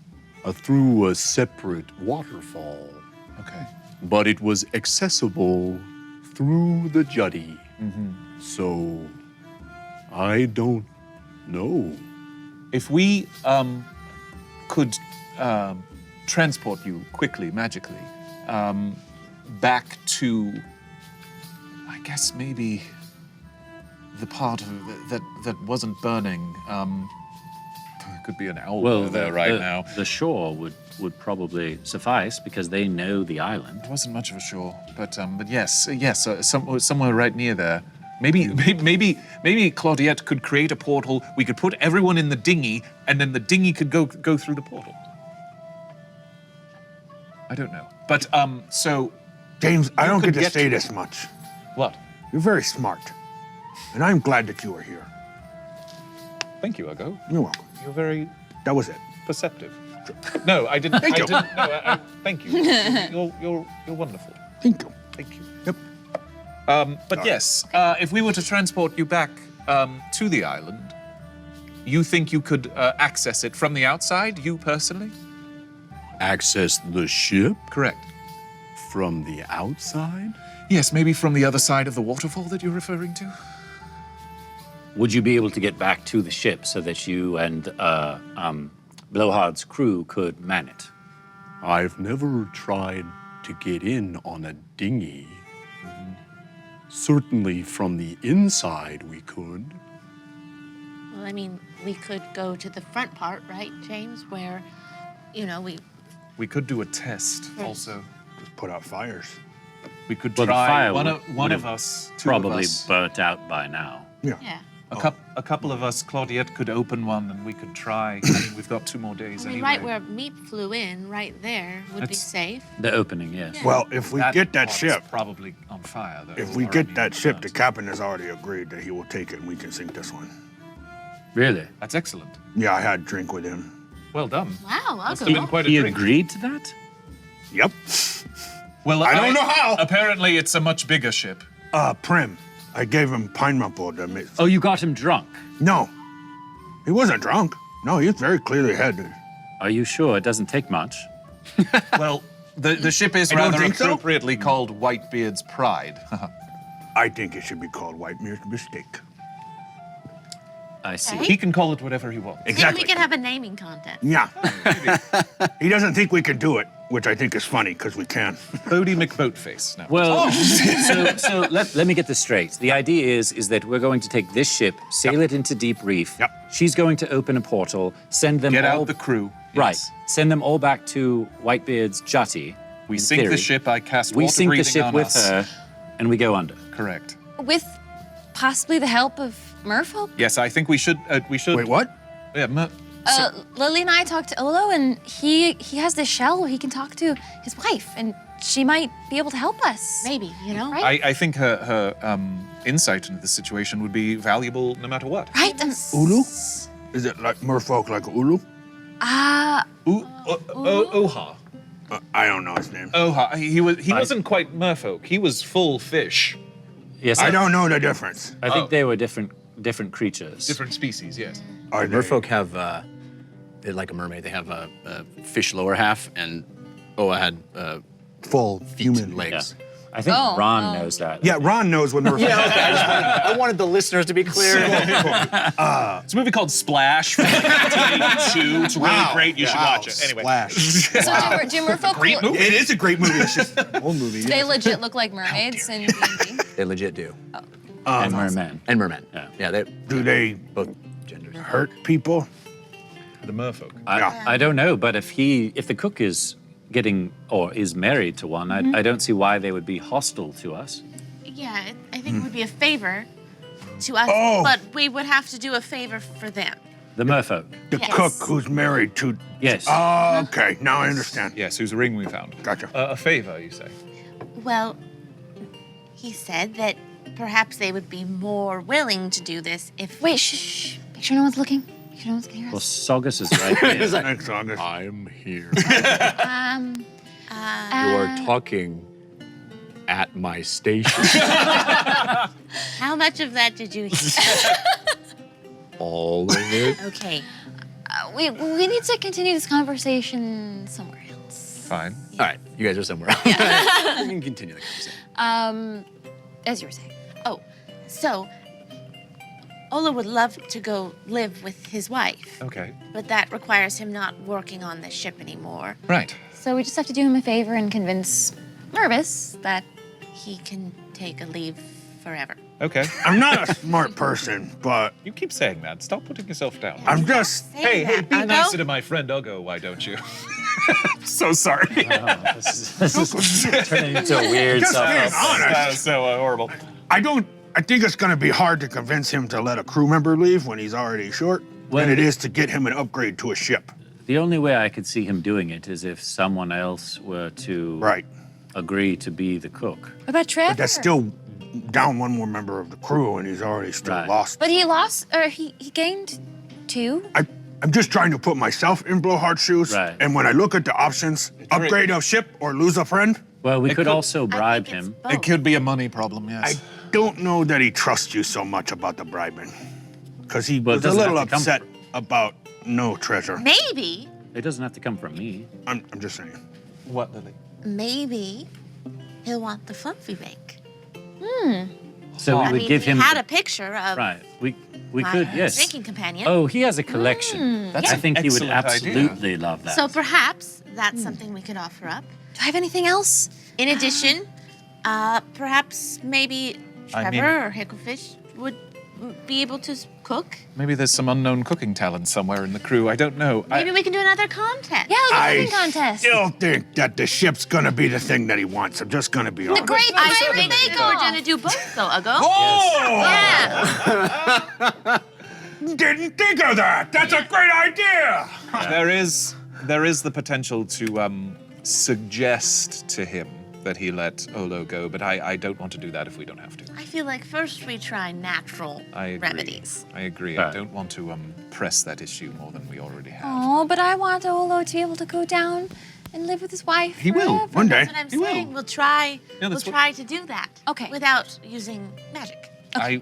Yes, I have a fair amount of guilt about the taxing we've already done on his brain between our two charm spells. Well, should we make an agenda? Yes. Okay. Excellent. James, you have a Force of Good card from Joker 33. Thank you, Joker. Sorry, 38. 38? I was gonna say- 38 the whole time, and I Sound just right. 38. Now it does. Okay. Okay. All right. Mostly platonic kiss of blessing, viewer submitted. Imbues the user with the power of the friend zone to power their lips to heal one ally of one negative effect or 1d10 hit points with a kiss. Oh, ooh. I promise I did not know that was going to you. That's, I swear to you, I that's fine.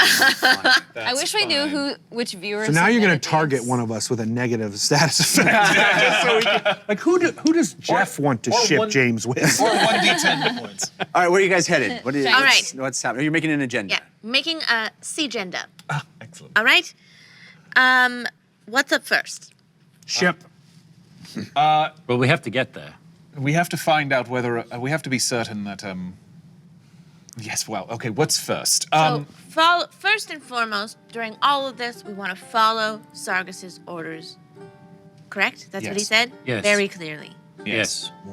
That's He good. actually said that the same mistake that everyone makes is that they rush into Deep Reef as opposed to listen to his every word and do exactly as he says. I'm confused. Is he going down with us then? No, he's going to be steering the ship, but he's going to be telling us all what to do on the ship to make sure that we can navigate it. I think getting get to the there. Deep Reef, if I understand, alone is very As part of hard. the problem, Yes. yes. So I think it's just good for us all to respect that he's done this before. Yes. Right. Okay. So, Second, talk to the merfolk. talk to merfolk.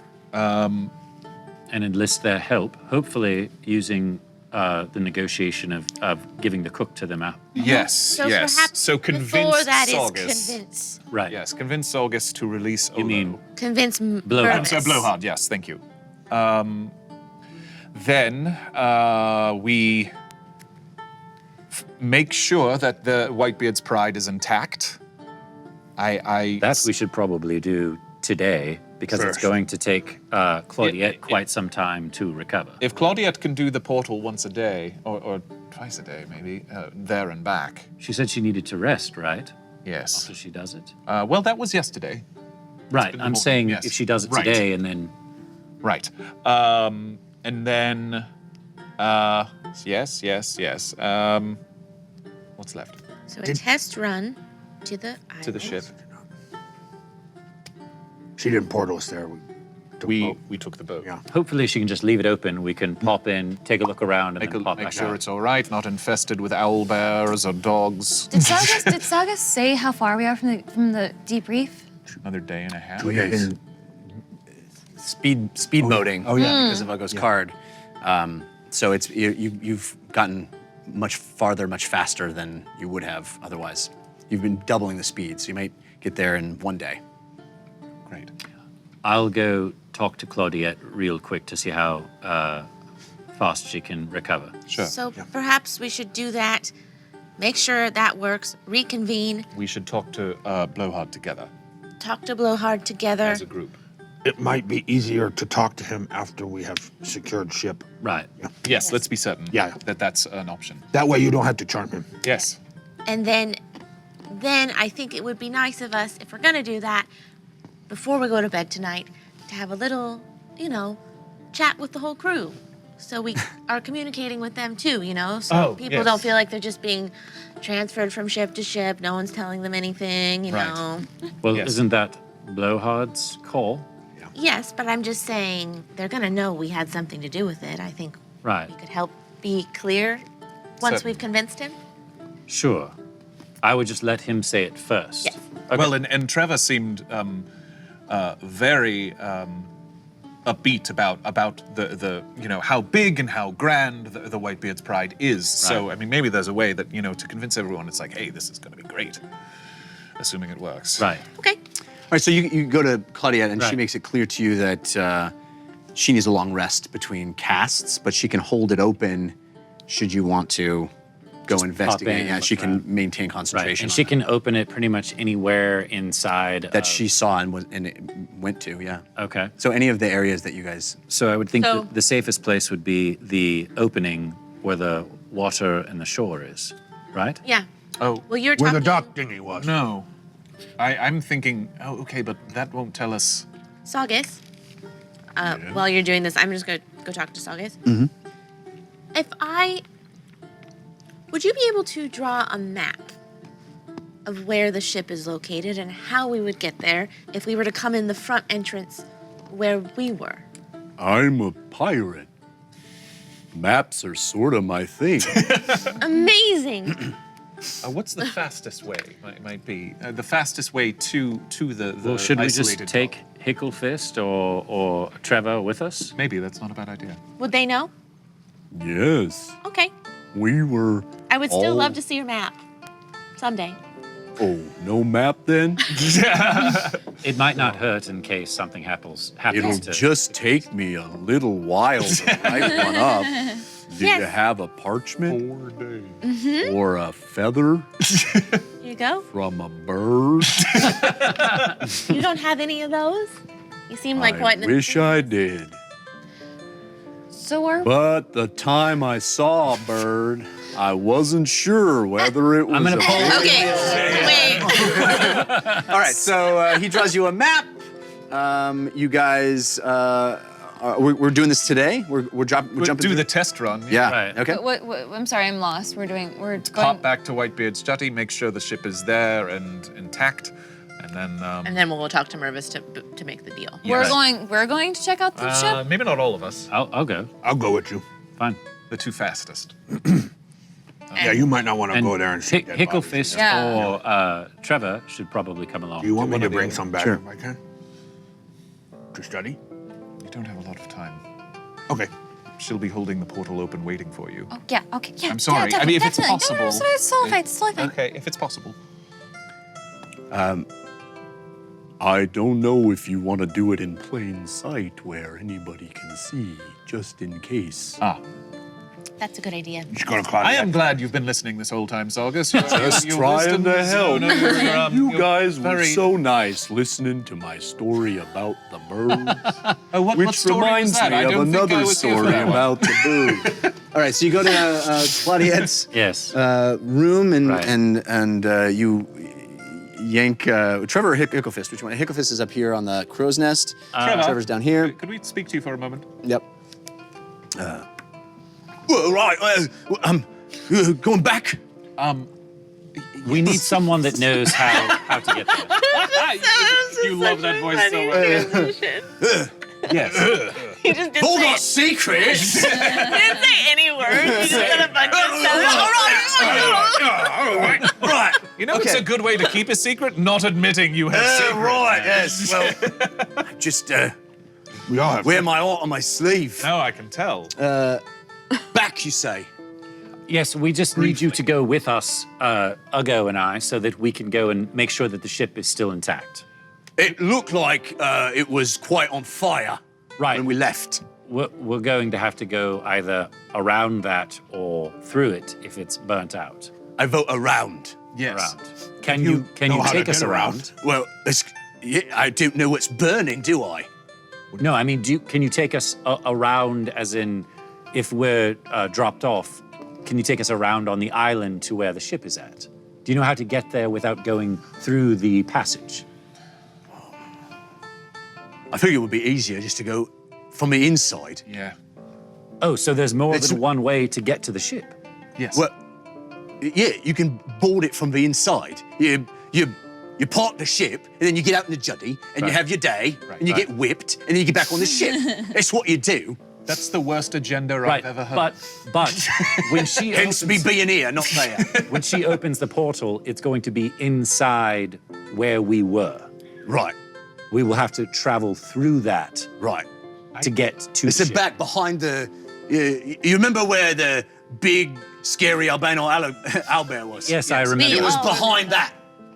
So there is a secret passage then. Well, of course it's a pirate's lair. What are you thinking? Everybody's got secrets. Yep. Again, you Trevor. keep saying that. I have now Warden. walked into multiple things. Yeah. Well, that's good, actually, because Claudiette was very clearly there, so she could just take you right back to that room. The chamber. Yes. All right. And then, So Claudiette, we need you to open a portal, essentially where you opened the portal to bring us out to this ship. All right. and I mean, you know, it's been 24 hours, about 36 hours maybe, so I can't imagine the fire's still burning. It does seem rather unlikely. Yes.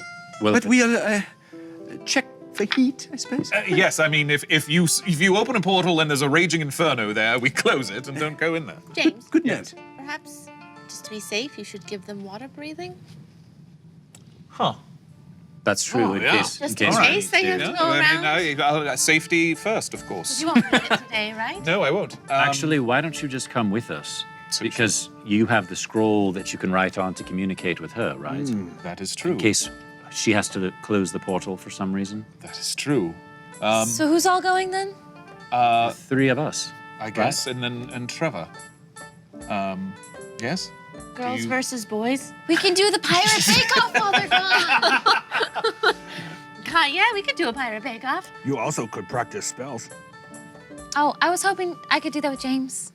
Yes, happily. All right, so Maybe not Claudiette on the ship. conjures a portal in the way you've seen her do before, swirling her hands. The silver wisps, tendrils kind of pop back, and you see a shimmer that leads you through. How's it look? Can we see anything? You can't see through it before you step through it. Is there like smoke or anything coming through? No. So I'm gonna stick my arm in it. Does my arm burn? Pull your arm back. Okay. No, it does not. It's okay. Jump through. All right. I'll head in right. Yeah, the three of Trevor us goes- and Trevor. Back. And he jumps through. Okay, so you guys find yourself in that familiar location. Everything is black and scarred. There's thick smoke that still sort of hangs in the air. It stings. It stings your nose. I'm It gonna take stings. my headscarf and Yeah. cover my face. Those of you that are doing that, Yes, good idea. You definitely feel Trevor does it too.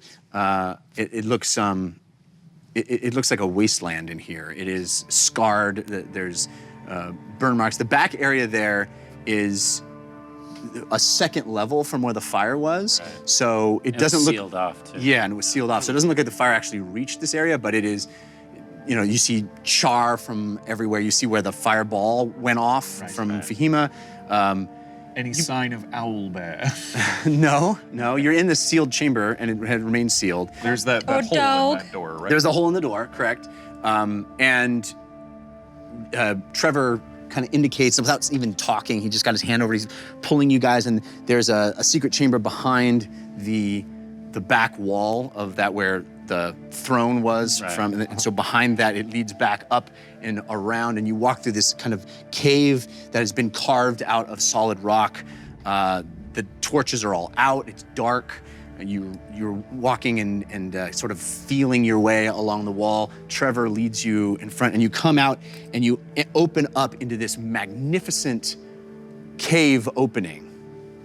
Stalactites down, stalagmites up. I don't know which one's which. You got it right. Tight. Did I do it right? Yeah, Tights from tights top. on the ceiling. Like a Just be T. confident. You gotta say it confidently. T. Yeah. What I said. So that you walk out and that you see this dock that stretches out from the edge of the cave with water and this just spectacular looking ship. This immense, beautiful piece of work with sails that are collapsed and a giant masthead of this big, angry face, angry eyes with this immense beard that swirls and sweeps back along the sides of the ship. It actually goes back 20, 30 feet around the side of the ship, this white beard, and him like out front, just angry, yelling, is the masthead. Rather full of himself, wasn't he? Yeah, he loved himself a lot. Yeah. So you see that thing sitting there, docked, just gently bobbing on the ocean water. Behind it is an open cave with a waterfall, and it's sitting there, docked. Looks good. No fire reached Does it this. look intact? Is there any? No Any sign movement on the ship at all? No, you don't see any movement. You can roll perception if you like to kind of. I'll just. I mean, we're pretty fast. I'll just run up. Yeah, onto I'm the just ship. watching. While we're running there, I want to. Okay. Perception. Yeah, roll. Quickly. Advantage, no? Yeah, you do. It is from Melodies of Old. And Civ, you also have advantage from Mass Civ Fan. Sweet. Thank you. Oh, massive fan. Hey. Nicely done. Get I hope it? you rolled better than me. I did not. No, I did not. What'd you get? I got a 12. Okay, so as you guys make your way to the ship, this is a new area, a new thing. The layout is different than the Tardy Plunder, so you're having a hard time really seeing what's on there. You're not super sure that there isn't someone on it or something on it, but it does seem to be deserted from what you can tell. I think we're mainly just looking to see if there's any damage or anything like that. No, this area, through this tunnel, it opens up into this giant cavern. That's this is just a dock. This is just a dock with a waterfall behind it. It's almost all the way through the other side of the island. I see. And it seems that the fire hasn't reached this area. Trevor, were there any unaccounted for pirates? Are there pirates missing? Yeah, there was at least one.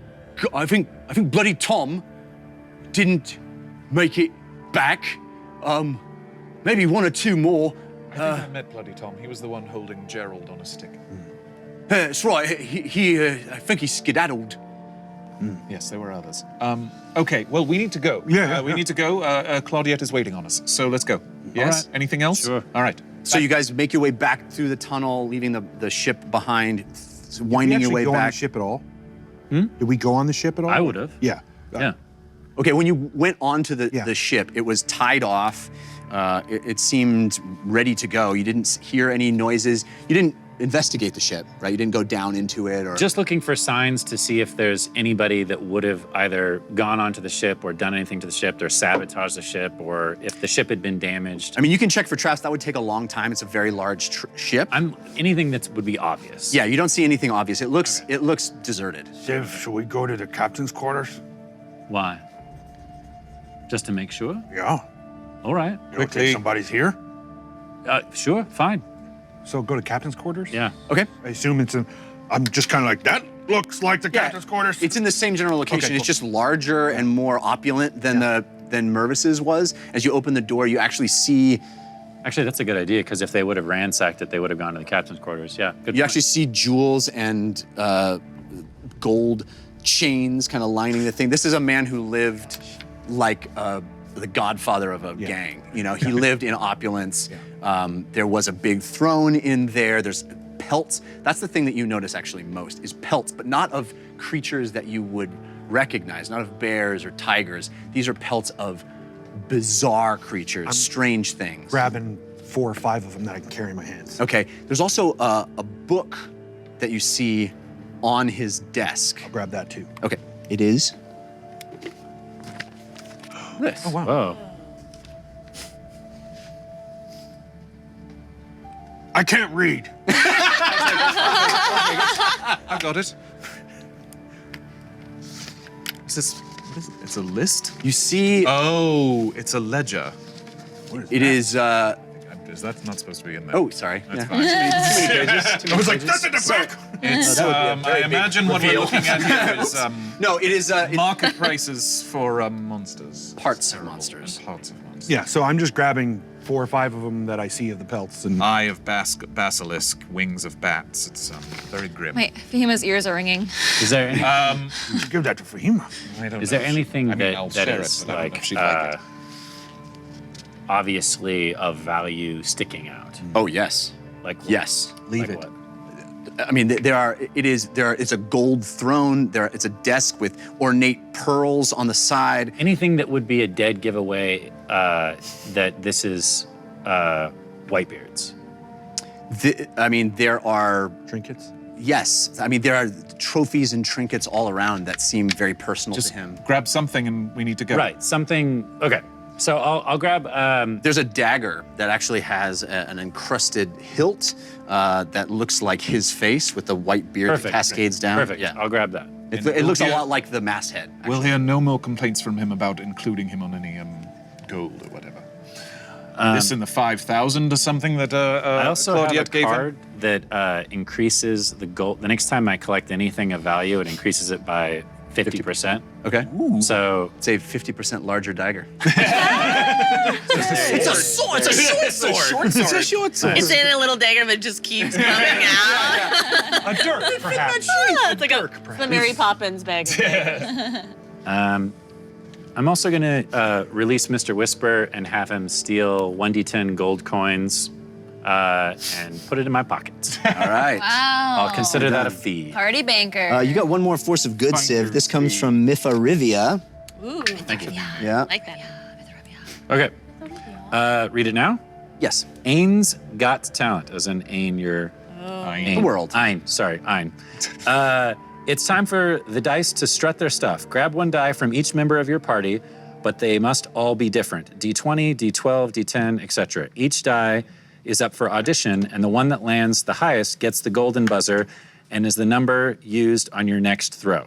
Okay. I didn't- Player's choice, What'd you do? initiative, investigation, saving throw, etc. Here's my 10. This is 6. I can use this. I can use this later, though. I don't think. Why don't you just roll it now since everyone's Yeah, just collecting get their it out. dice, and then you can write it We're on ready for you. Write it on the thing. Do Okay, it. jeez. They're all metal. And I want you to So I want you pretty. to say whose character is the reigns supreme here. Yeah. They're all Okay. different colors. It's so Well, don't I just cool. say it's this dice and then? Yeah. Okay, got it. Well, the D20 got a 13, so there you Aw. Go. This 12 got a 12. go. Yeah. Close. Could have taken the 12. Fama had the D20. Yeah. Nicely done. But Okay, isn't so it write the- 13 on that, and the next time you have a throw that, Each time I need to roll for something, I get a 13 automatically. Wow. the next time. Okay. Yeah. Okay. Oh, It works okay. once. Yeah. Okay. That's cool. So it's a good thing the D20 Yeah. was the highest then, yeah? helpful. Yeah, but had that been a low roll, maybe the Right. Maybe Oh, I the see. 12 would have been better. But wouldn't you have taken, you take the highest one? Yes, I'm Right. saying so. If your D20 comes up as a 2 and your D12 comes up as a 12, Take the 12. Right. And I'm sorry, who was that from again? 1 + 2 + 1 + 1. Oh, that was Mythariva? Mythariva? Yes. Mr. Riva. Okay. Oh yeah, Mythorivia. Rivia. Mythorivia. Okay. Because it sounds like Miss Olivia with a lip. That's Exactly what I thought. Mytharivia. Mythorivia. M-I-P-H-A. All right. Can we go now? Yes. All right, so you guys bolt it out of there, back down the corridor into the smoke, back coloring your faces again, coming out through and seeing that portal still shimmering there. You hop through it and you see Claudiette make sure everybody gets through, and then she sort of sits down very exhausted. So sorry. Yeah, it was quite all right. What did you find? Great. It was great. Fahima! Well, what you see is Lily and I, if I may, standing side by side in front of a crowd of pirates. And we're in the middle of a speech, which is, welcome to the Great Pirate Bake-Off. We have gathered here today to see who is the best pirate cook on the ship. Now, this will have a mystery ingredient. I know what the mystery ingredient should be. Oh, do you then? Yar. What is it? Giant centipede. If you really want a new cook for me ship, use the ingredient that I suggest. I think that would be a bit too easy. Too easy, she says. Yeah. I don't think it would be easy for this one. Well, it's already in the Me ship me rules. An innocent animal with no defenses. I think that's easy. But it's a centipede. But you're saying that if we used Gerald as a mystery ingredient, the winner would be reigned supreme as the best cook on the ship? Yar. It's what I'm saying. If ye have it in ye to take that little poor innocent centipede and put him in a pot and cook him up for stew, why then you prove to me you're a true pirate. And you have me ship, and you may have me favorite cook. I'm sorry. I seem to have entered late into this conversation. Oh, yes, this is the Great Pirate Bake Off. Excellent. Can't wait to see who wins. It's going really well. I can tell.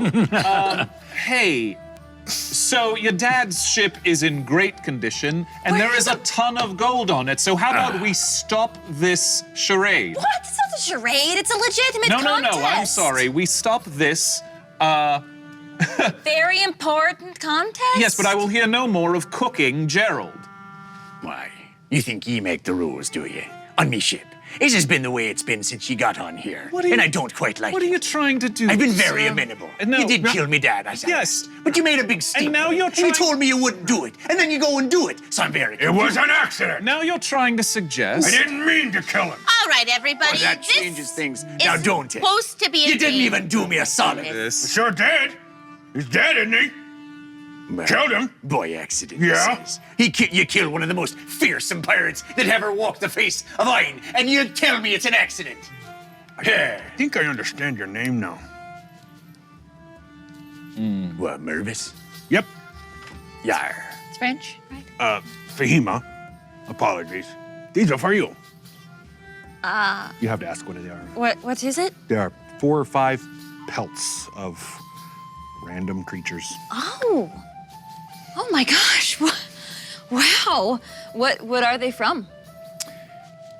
They are from Whitebeard's boat. Okay, so they're just I mean, he they're took them. He took them from Whitebeard's stateroom, from Whitebeard's Pride. various And they are, yeah, it's hard for you to distinguish them because they are pelts. Some of them seem almost feathered. Some of them have a sort of a glisten and a sheen to them. We had, what, 4 or 5 of them? 4 or 5, yeah. Yeah, and I mean, they are clearly magical creatures, rare Wow. magical creatures.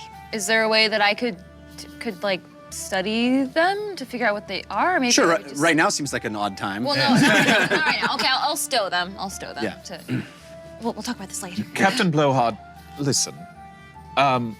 I don't know why you think cooking a giant centipede is a good idea in the first place, but we'll leave that for the moment. It is a show. You have to demonstrate that you be willing to give something up. I'm giving something up, see?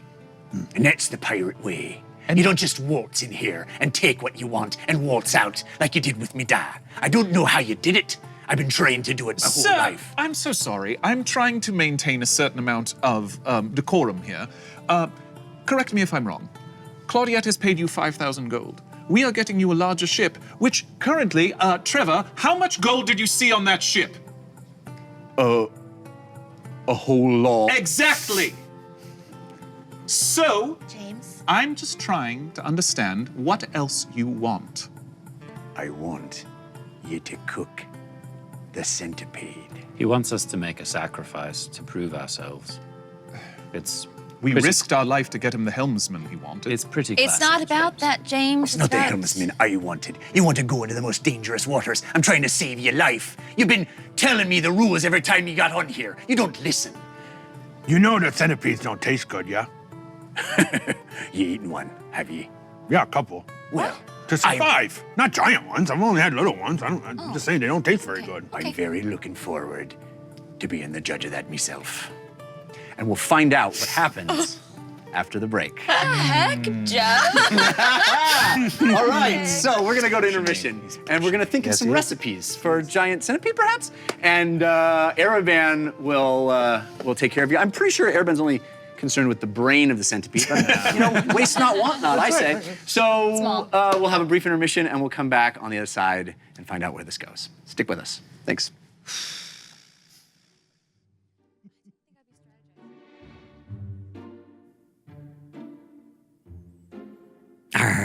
Thank you, Jeff, for that wonderful introduction.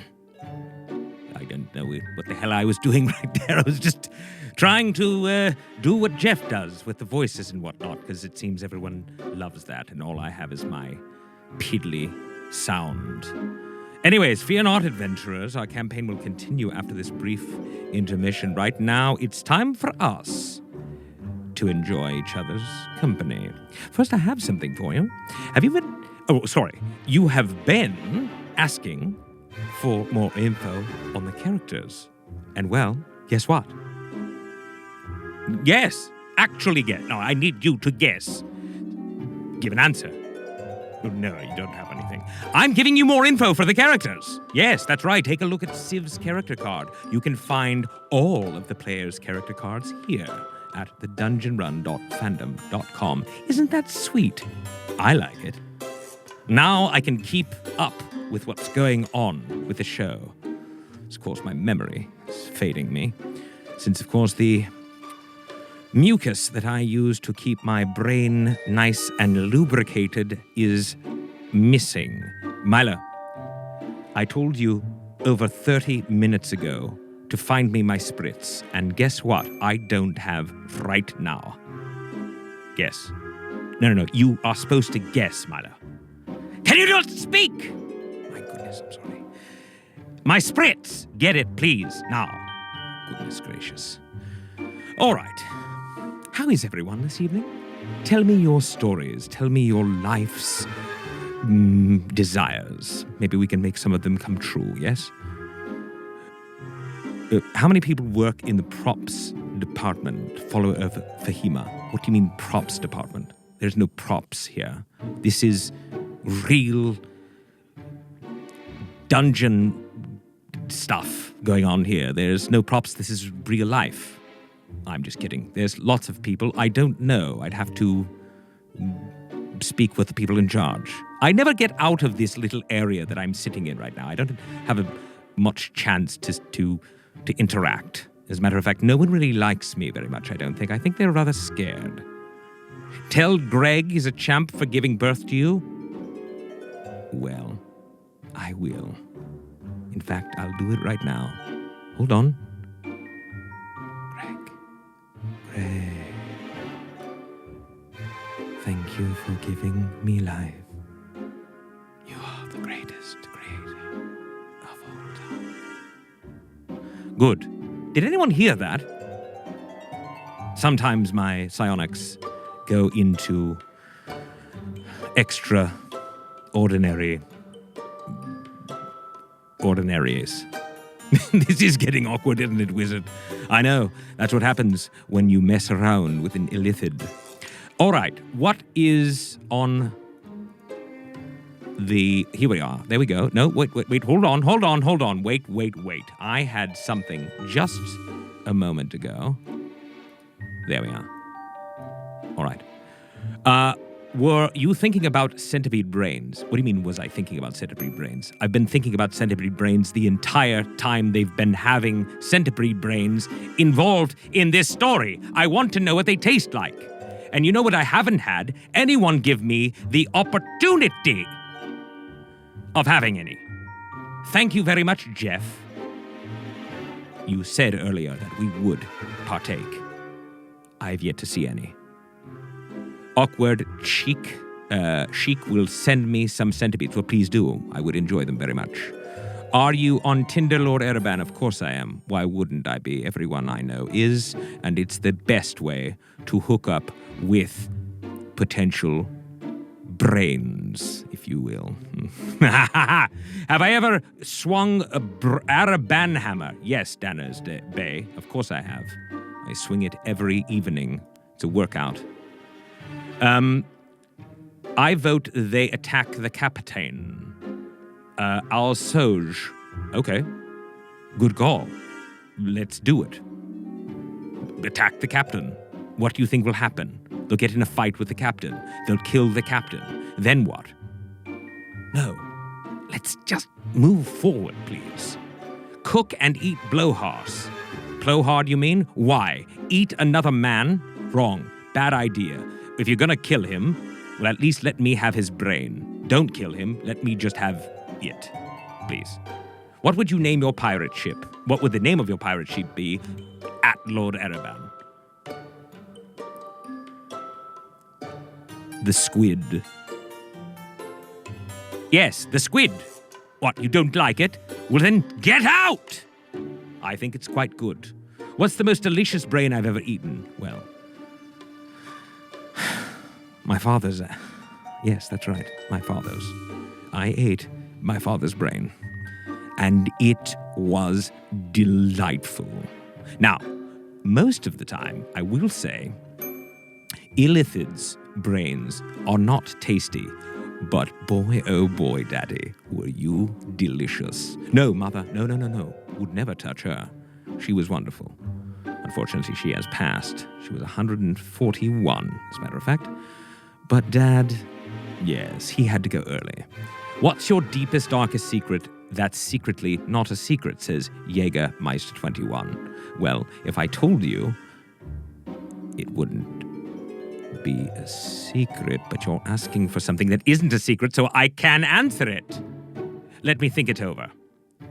Illithid's brains just slide down your throat. Well, Tsunami, yes, if that's how you eat, but that isn't how I eat. There's nothing to slide down. It's more of a insufflation, if you will. It's like breathing for me. Brain vodka? Sure, I'll take some. Do I have a skull? No, Dexterous Digit. As a matter of fact, I don't, which is one of the reasons why you can see my exposed brains, which is another reason why I needed Milo to get me my spritz earlier. I'm dry, Milo. Please.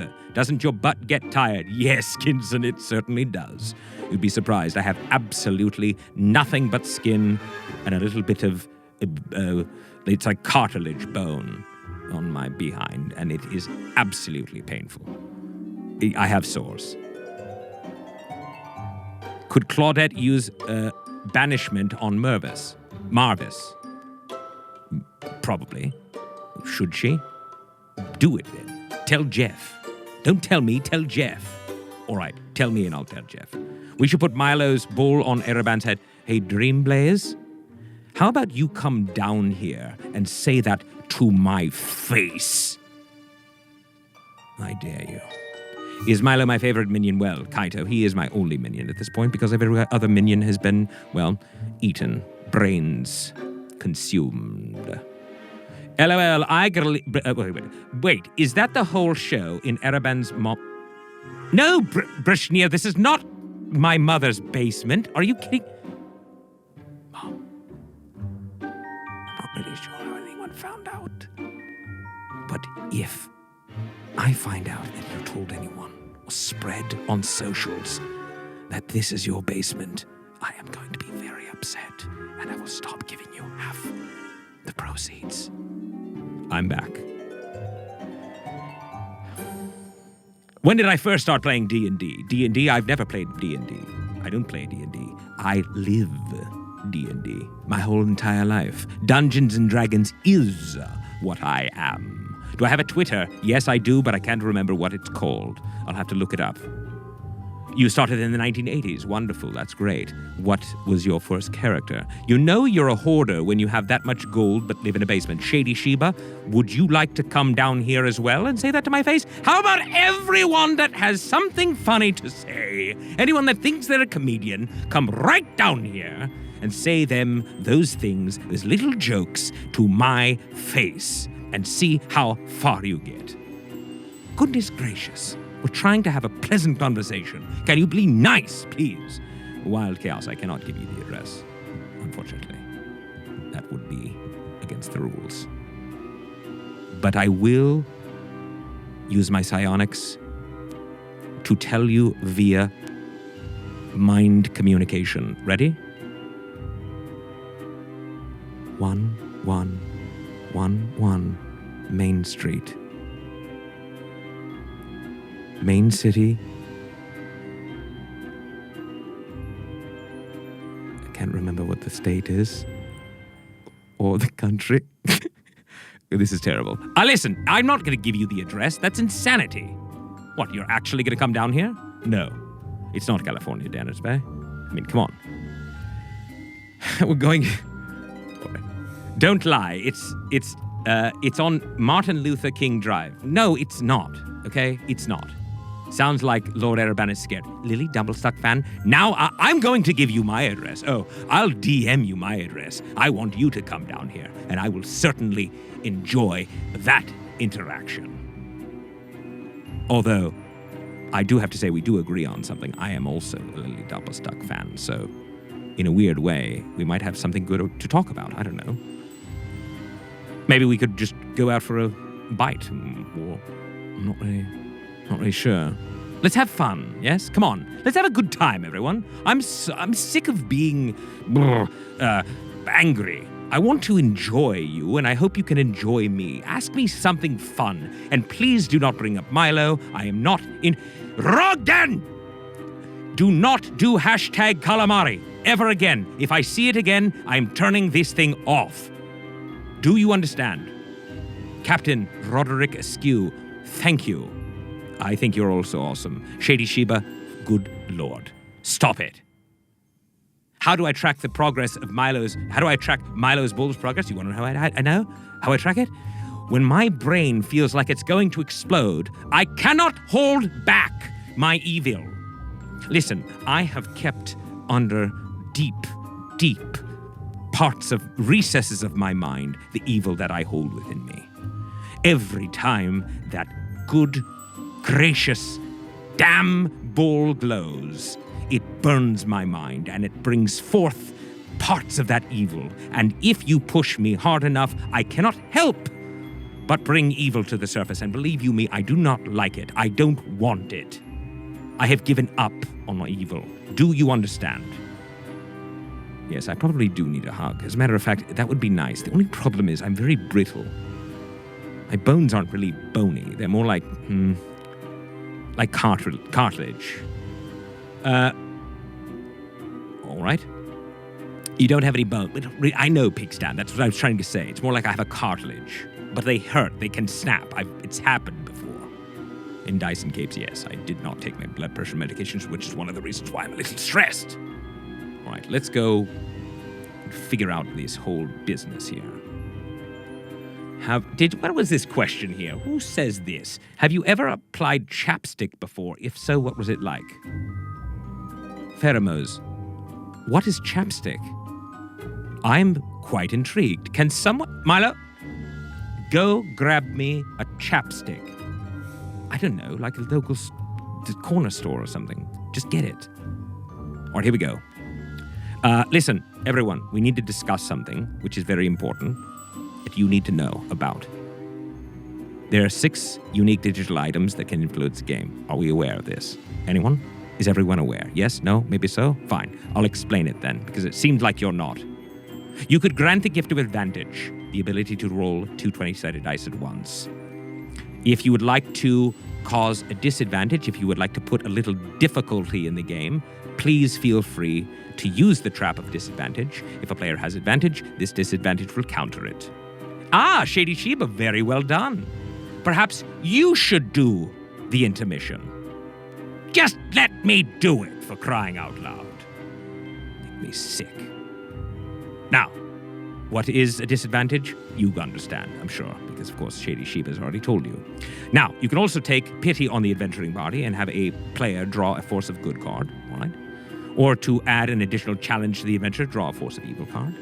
When you buy one of these digital items, what should you do, Shady Sheba? Please tell us. Please tell everyone, I should say. Go, tell him. Oh, where are you now, Shady Sheba, huh? Where are you? Don't have an answer? Cat got your mouth? Interesting. Sure, it's perfect. No, you're wrong. You're not there yet. You see? Let me do it. If you buy a digital item, specify which player it's for. If you don't, what am I gonna do? I'm gonna make the choice for you! Also, IOUs. 20 of them. Once you get it, Force of Good pops out, goes to a random member of the team. Got it? Good.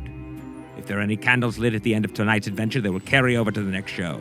Also, forget about the whole Milo's bowl thing. Don't worry about it. I'm serious, forget about it. I don't want you to even think of it. Don't look at it. Don't touch it. If you touch it, it will hurt me, and I don't want to be hurt, and I don't want to bring up evil. Good? You've been warned. Don't touch it. Seriously, Killer Jet. I'm not kidding. Stop. No, there's no Milo's Bowl. There's no nothing. Just please leave it be. I've had enough pain this evening. Soviet potato, I don't need brain vodka. What I need is a good, delicious, simple human brain. Is anyone interested in providing one? Milo's Bowl gives every viewer $5. Prince Recluse. Interesting idea. I like it. Let's go. Oh, Celestial Giraffe. You can have your brain. All right. Fahima's annoying. What kind of a name is that? Fahima's annoying. No, you're annoying. I'm sorry. You're annoying.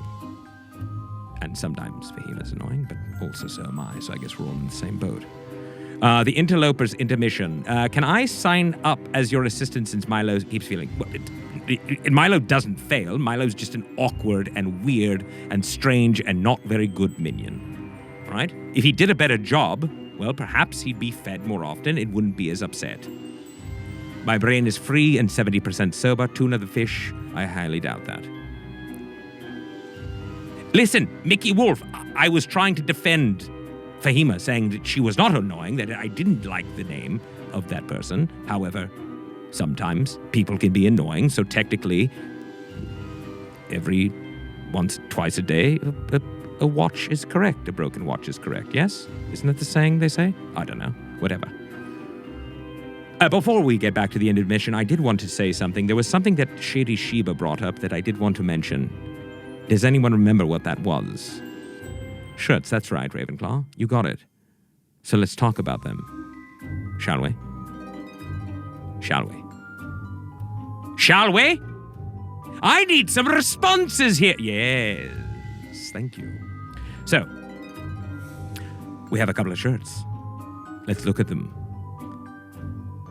Seriously, let's look at them right now. You know what I want to do before we look at them? I want you to watch how good I've gotten at raising my right hand. Watch this. I'm not even kidding you. It's one of my favorite things to do now. 5, 4, 3, 2, 1. Raise. Ha! Put down. Raise.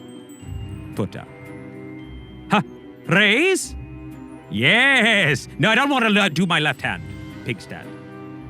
All right, ready? Here we go. Shirts. The Dungeon Run logo. Hit it. Go. Look at it. Beautiful. Rosy Cheeks Pub and Tavern Hall. Lovely, isn't it? Meep Lives. I Am Human, bottom left. The Pirate's Disguise shirt, and my personal favorite, Lord Arrabann's Dungeon Run. I love these. However, I like the new ones even better. Check them out here. A new version of the Life is Pain shirt. All fails for Jorel. Let the dice roll. Wonderful. Check them out. The whole crew is there. They're all 6 of them, including Jeff. The O on Dungeon is actually Lord Arrabann. That's me. Of course, I'm there. And respect the candles and the Candle Queen. Now, go head over to the dungeonrun.fandom.com to purchase, and thank you to all of you who have shared the show. If you haven't, I ask you to please do so. Remember, I'll be joining you in the social conversation around the game. And now, if you don't mind, I'd like to tell you a small story about me as a child. Mickey Wolf, what did you just say? Say it again. Did you just call me a copru? I'm not a copru. No. This is an illithid.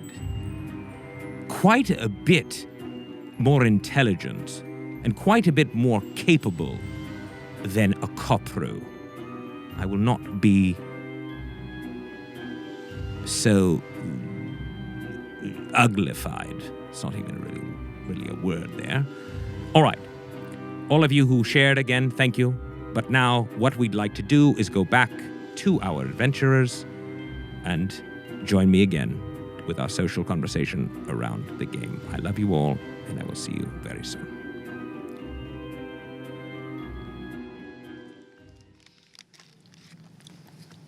And we're back. Thank you, Lord Arrabann. Hey, while we were gone, we got a Force of Evil card for Uggo. Oh, no. So I will go to that now.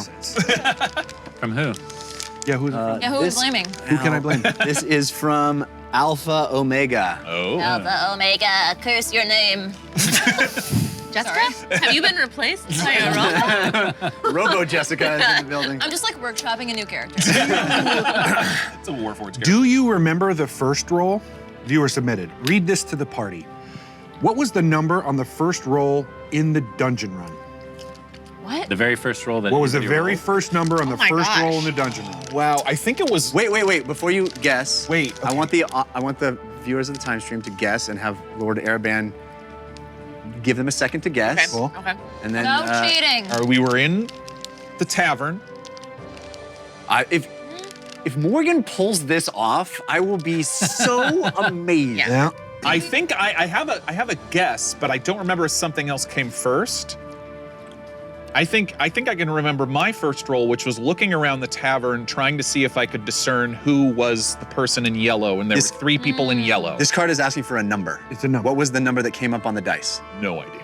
Yeah. It wasn't very high. Yeah, it wasn't very high because I couldn't really tell, so it was maybe like a 10. Wait. But maybe we should guess high because if it's a high number, maybe it's like a lot of gold or Well, something. everybody guess. Does anyone else remember rolling anything before that? You didn't I roll had a to- performance or anything. I had to roll performance when I sang my song. But that was Bingo after. song, but that was after that. And All right, that so was just not wild good. guesses. Just some wild guesses. 17. 17. You said 10. I'll say 8 with a Okay. +2 for a 10. I'll do 12. I was gonna do 12. I'm gonna do 7. Ooh, It was so close. 6. 6 was the first roll. So Does it say who? every player on the next, if no one on our next roll, everyone rolls a 6. So each one of us on our next roll, it's an automatic 6. Oh, Can you so believe close. that was only 18 weeks ago? Can I use a card to? Only thing that Change can that? stop a card is a card. Okay, good. So, we'll get to that when we get to that. Okay, Great for you. That's fun. Yeah, That was I fun. wonder how many the gods What of a time trip stream down got that memory right, lane. if any. You got 6. Congratulations. All right, so you find yourselves in this sticky situation. Several of you have just come out of the portal into chaos. The assembled masses of the Tardy Plunder standing in front, Mervis. and Mervis challenging Fahima and Lily to cook the centipede. Can I ask a quick question? You may. When I look around at the rest of the crew while Blowhard is doing this, what do their faces tell me? Yeah, good idea. I would say you can roll insight, yeah. Well, I got a 6, and then I'm going to immediately change that to a 13, so that would still be a 12. So it's real roller coaster there. Wow. Better than a 5. I don't mean, know if it's there's- hard to read. The pirates are, some of them kind of smirking, looking, trying to see what you guys are gonna do. It seems like a real standoff. But none of them are looking at the ground. None of them are frowning. None of them seem like. They all seem interested. They all seem like they're paying attention. Yeah. Right. Okay. All right. I don't think this is a particularly sentimental lot. Right. They don't care about the centipede. No. Can't Right, imagine frankly. many do. Yeah. Right. Sure. I barely do. Fair. Fair. Are you okay? Fahima. What do you want to do?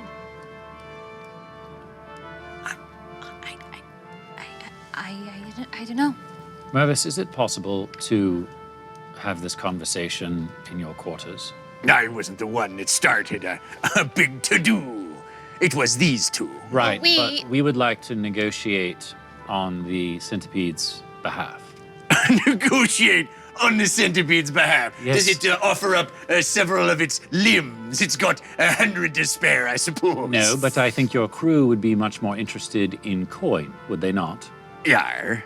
My crew would like coin. We pirates. So if we were to pay passage for the centipede, would that be acceptable? Pay passage for the centipede. Where are we going? Going to the Deep Reef with ye. Or we could go someplace more feisty. What? You heard me. All right. Oh, fine of ye. In me quarters right now. The rest of ye back to work. Well, we'll resume the bake-off later. I just want No, to. actually, hang on. No, hang on. No, we can have this conversation right here. You seem to want to start this. Well, no, it's okay, James. No. I think we can go to his quarters. Inside my head, I say, he has more to be ashamed of if others around are watching. Can I reply to that? No. No, you could out loud. Okay, out loud I'll go, I don't think that's very nice. Yar. Nice isn't how I would describe the situation at all, but okay. Come with me This to is- me quarters. The this crew's is- going back to work. All of you, called down here by these two. Who do you take orders from? Fine. Fine. Stinky Steve says, back to work, all of you. Get to your stations. Hicklefist is like, I wanted to see him cook. I think I could do a really good day. Hicklefist, we're still going to try and do the contest. We're going to do the contest later. This is merely a discussion dabble. about what the secret ingredient is. We just had a plan and it's gotten messed up. I dabble. I'm a bit of a chef. and so Good to know. they disperse, and you guys make your way up to Mervis' stateroom, and he pulls you in, slams the door. Now, what are you doing? What are you trying to say? Using your coded language. What do you mean? You. I'm sorry. What do you? Make your case. You wanted an audience with Mervis Blowhard. You got one. I spend more of me time dealing with you than I do just having any time to myself. You seem to be coming out of this situation entirely on top. As I should.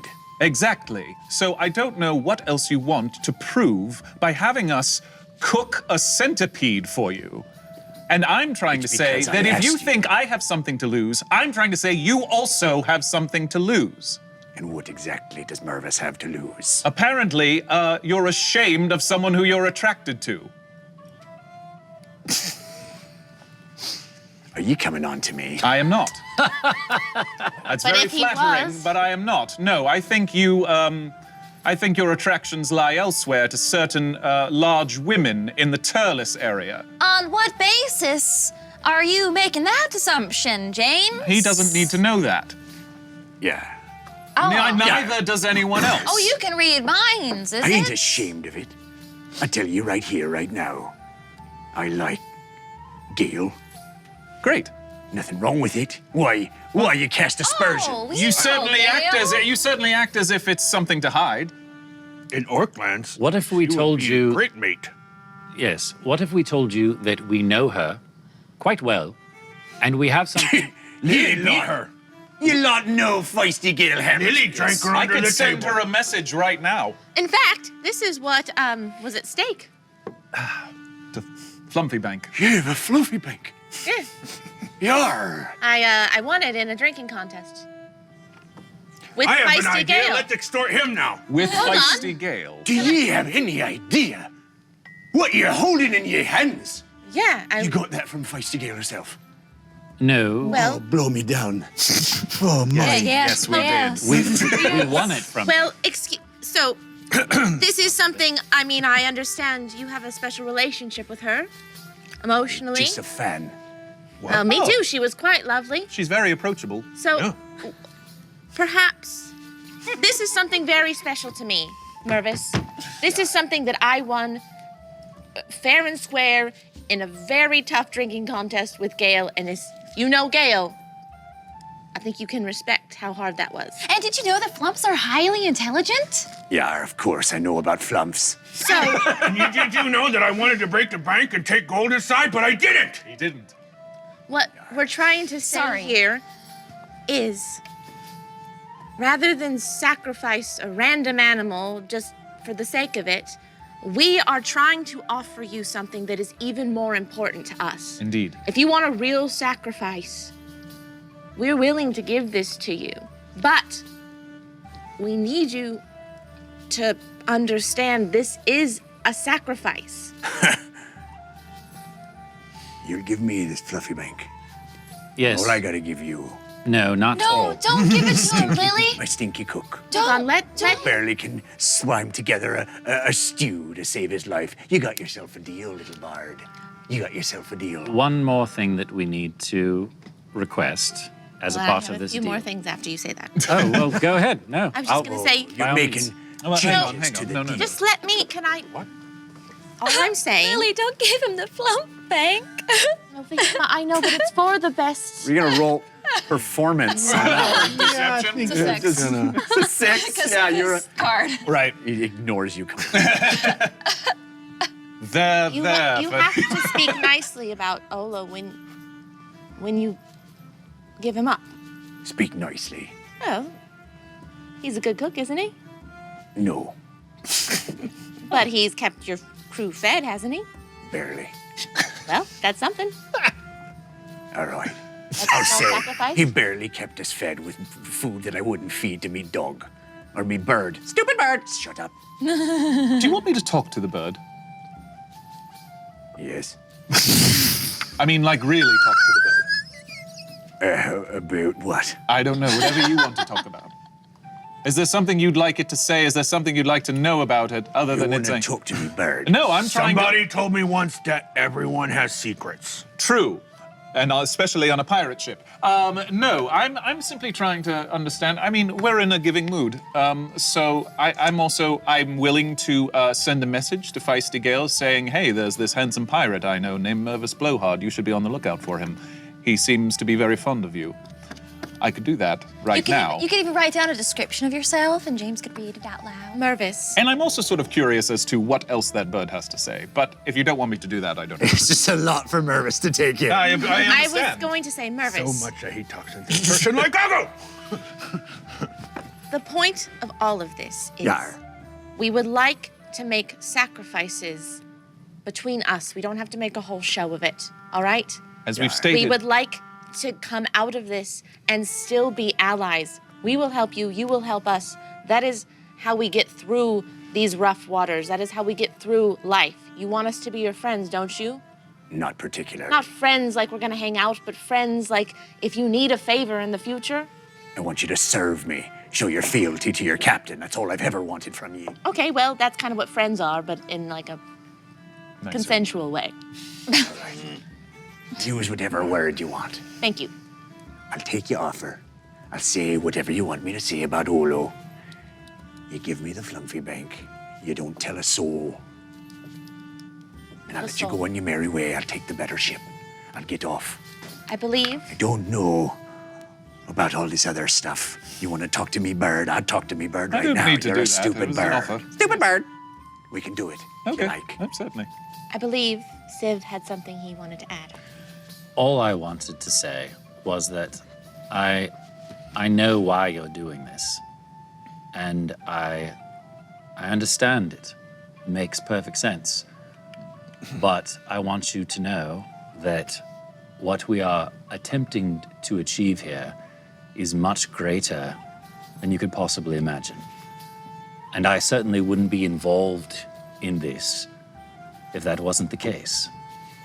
So from one scoundrel to another, I would ask that you stop trying to pressure us and see if we're going to snap or break. Try to get us to fight or cast a spell or use some other form of trickery. Let's just turn this into a deal, a negotiation. We give you what you want, you give us what you want, or what we want, and we'll simply be business partners. And there won't be any more renegotiation or haggling or threats. I'll go know this word. Extortion. Right. It's good. It's really good. Yeah. We should go over the orc. Yeah. Sorry. All of ye. So this would be the end of all of that. When Civ was saying that, Lily was furiously writing it all down into a contract. This is our attorney, Ms. Dumblestuck. Very All of pricey. ye Esquire. should let this one do the talking more often. I conduct myself like my father before me. And I ain't proud of it. I want that flumpy bank. You want what you want. Yes. Sounds like a deal. I'll make no further changes. I can do one better, since you've agreed to this in such a amiable manner. And I'm gonna pull out the dagger that I took that then grew in size. And I'll hand it over to the captain. I was going to keep this and not tell you, but I think because there is some honor amongst thieves, You can take that as a gift from me. You know, I was a wee boy when I first saw this, but it does seem bigger than I remember. All right. You lot, come aboard me ship, change me life. Give me father's ship. I've seen it now. It's going to be remarkable with you at the helm, I'm sure. I would change the front of it. Yes. And the name. Yes. What did you have in Maybe mind? It's finally time for the Oblivious. Yes. Send me. It's a very good name. No, it's fantastic. Really good name. Yes. Maybe you could, with a good artist, change the face on the front to look like Gale. Huh. I bet she'd be very flattered by that. Yeah. And as I hand this over to him, if you ever want to see her, she hangs out at the Rosy Cheeks Tavern. Of course, everybody knows that. Okay, well. Also, I named that. It's called Praco. I'll give it my own name, thank ye. I just run to the. Oh, stop. All right, so you guys make your way out of Mervis's chambers. He sits down and lets you out. You've made yourself a deal, and the ship continues on its way. It sounds like you are going to, the plan is, if I have it correctly, sail into the reef? Right. Yeah, we can address the agenda if you want. Oh, please. Well, we've been following Service's orders. Saugus's orders, not Sorgus. Sorgus is somewhat different. Sure. We've convinced Mervis. Check. We done a test run to the ship. Check. Nice. So next up is talking to the merfolk. Yes. Yes. Let's talk to Olo. Do you have a force of good card for Civ? This comes from Caliph. Caliph. Yeah. You, Caliph. Sounds familiar. One of our newer viewers. A woman's best friend. On your next attack, the spirit of Scurvy the dog suddenly appears to fight by Fahima's side. Add 1d4 to your attack roll as Scurvy helps the party. Proof positive that a dog is truly a woman's best friend, too. Yeah. Nice. All right. That's nice. Yes. Let's talk to Olo. Please. Okay, so you head down to Olo's The galley. galley. Yeah, exactly. And he's still there doing his thing. Oh, hey. Where are we going? Did you talk to Mervis? I heard there was going to be some sort of cook-off. Well, It got interrupted. But the good news is, We have some excellent news that you're free to go join your. Was it your wife or your fiance? I'm sorry. My fiance. Fiance. oh, I thought it was your wife. Sorry. My beloved. Yeah. Yes. Yes. Captain Bernard has agreed to let you on to. Yes, to let you off to join her and do as you see fit. You amaze me. You've done me service twice now, and all I have is some gruel. Well, you can certainly help us by talking to the merfolk and enlisting their help. We would love any insight they may have on the Deep Reef, on the denizens down there, or on any way of avoiding monsters as such. So, yes. I'll tell him please. meet us there That would be great. as soon as possible. Yes. Bubbles, Did we do bubbles. that before? yes, Bubbles. yes, that's how you talk. Oh. Bubbles, See- bubbles, bubbles. seashell. Bubbles. You get messages. Seashell. Body! No. Body! Sorry. They're scared. But they'll They come. won't need to stay long. Right. Right. Perhaps you could cook up something a little special tonight. It might be your last meal You bet. on the ship. Oh, my. Do you have any gruel that I can take down to Gerald right now, actually? No, of course. Thank you. And he hands you a bowl. Yes. Okay, thank you. James, Yes. make sure you give that list to Fahima. Oh. Yeah. Yes. All right. So you go down to Gerald? Yes. right. I'll feed Gerald and then I'll ritual cast Speak with Animals. Okay. Wait, I want to follow you. Yeah, of Do you course. not want me to? No, please. Yeah. So you're down with Gerald. And what would you like to do? I'll just have a moment. I think I'm up there. Yes. Yeah, it's right human there. centipede moment. Oh no, that sounded terrible. I didn't mean that way. Human centipede. Sounds terrible. It's on the internet. No one it's on look the that internet up. forever. Kids, just forget I said Now that. you've made it worse. That's, I'm gonna make a 5-second clip. Yikes. You see, as you walk down, you see the centipede is actually on the ceiling, kind of nibbling at the wood on the ceiling. I'll feed it first and then cast detect with animals. Okay. Or I'm not speak with animals. I Whatever. will observe. Thank you. Okay. He devours the group. I'll cast the ritual. All right. 10 minutes pass. Hello.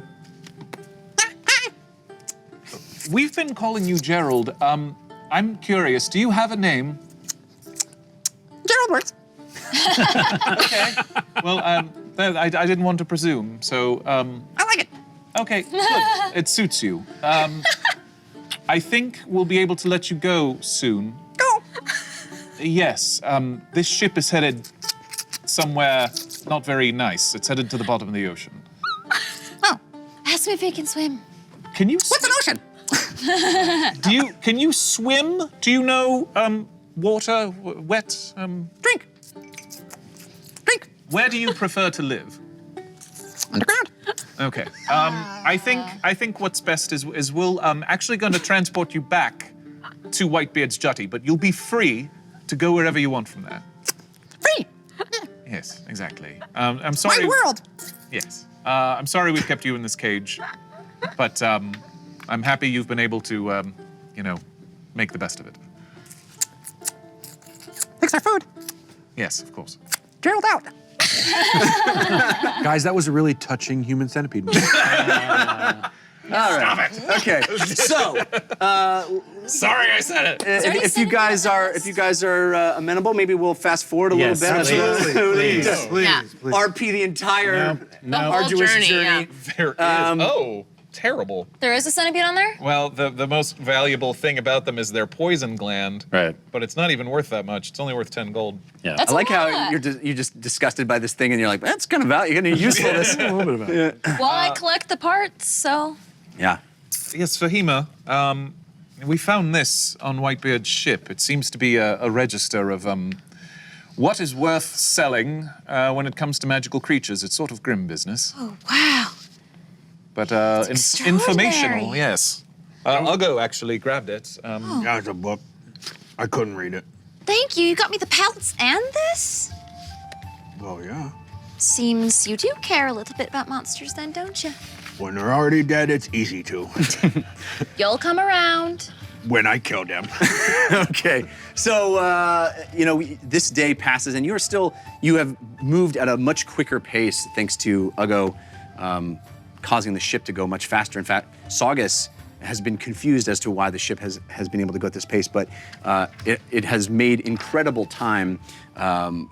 You have not seen any sight of land or anything. You've been going at quite a rapid pace, but as the ship slows, the next day, as you get closer, you see a much starker pall fall over the crew, knowing that they are reaching the edge of the Deep Reef much earlier than they thought they were going to. Has there been any sign of the larger, shelled creatures or anything else?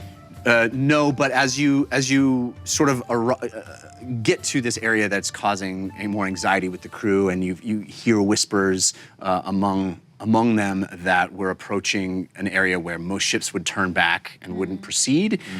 You hear Saugus start issuing commands to the crew, and he tells you all, man, a barrel, man. We need all barrels manned.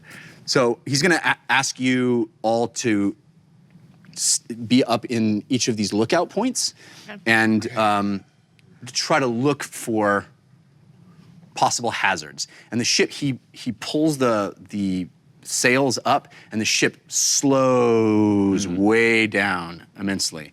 And you see on the horizon line, as you kind of slow down, and the ship kind of comes from this incredibly fast speed that it was going at all the previous day to the next day's slower pace, you start to see things in the distance that start to encroach, and he starts getting very agitated and very anxious, and he starts asking people to man the lookout points. Sure. Report to me everything you see. Do exactly as I say. Excellent. So where would everybody like to be? I want to go up with Hicklefish. Okay. I'll join Meep. Okay. I don't know where my mini is. It's right here. Oh, wow, way over And there. here I am. I'll go up to the one in front. I'm fine being up high because I can teleport if something goes wrong. Well, Okay? everyone should clip in regardless. Yes. Okay. And I'll go. Do you have a preference? I'll go with Lily. okay. Well, we should all be on one of the tiers. Oh, Like, including there's the one- lower tiers? there's one here. Oh, I thought he meant just the upper ones. Then I'll be Right, the one isn't below that what Lily. he's- Lily, yeah. Sure. I'll be Yeah, what he's saying? I think he wants all of these lookouts manned. He Right. wants, it's, So then I'm up front. yeah. And he sort of gives you, where is it? I'm still Yeah. inside the ship. He sort of gives you each like a quadrant to keep your eyes peeled Sure, for. right. And the ship slows way down, and you see these incredibly large rock spires that come up out of the water in the distance. You see them all over the place. These incredible, almost coral outcroppings of stone and rock, sharp, jagged things jutting out in all shapes and sizes. It is almost a maze of incredibly ornate rock outcroppings that come up out of the water. And Coralesque? it's sort of coral, but it's darker than that. It's almost a black gray look to it, like it's dead, like it came out of the water and dead, or the water level dropped somehow or something. But it is this very jagged, dangerous looking rock outcroppings all in the distance there. Can Claudiette have pinpointed where the energy is coming from at all within the Deep Reef? Is she sort of helping Saugus? Yes, Okay, she is. good. She is indeed, and sort of has been this entire trip in consulting with Mervis even, and she's the one that hired this crew, so she gave them very specific instructions and continues to do so. And he is saying, slow it down, and you get to this point where the ship is not even casting a wake.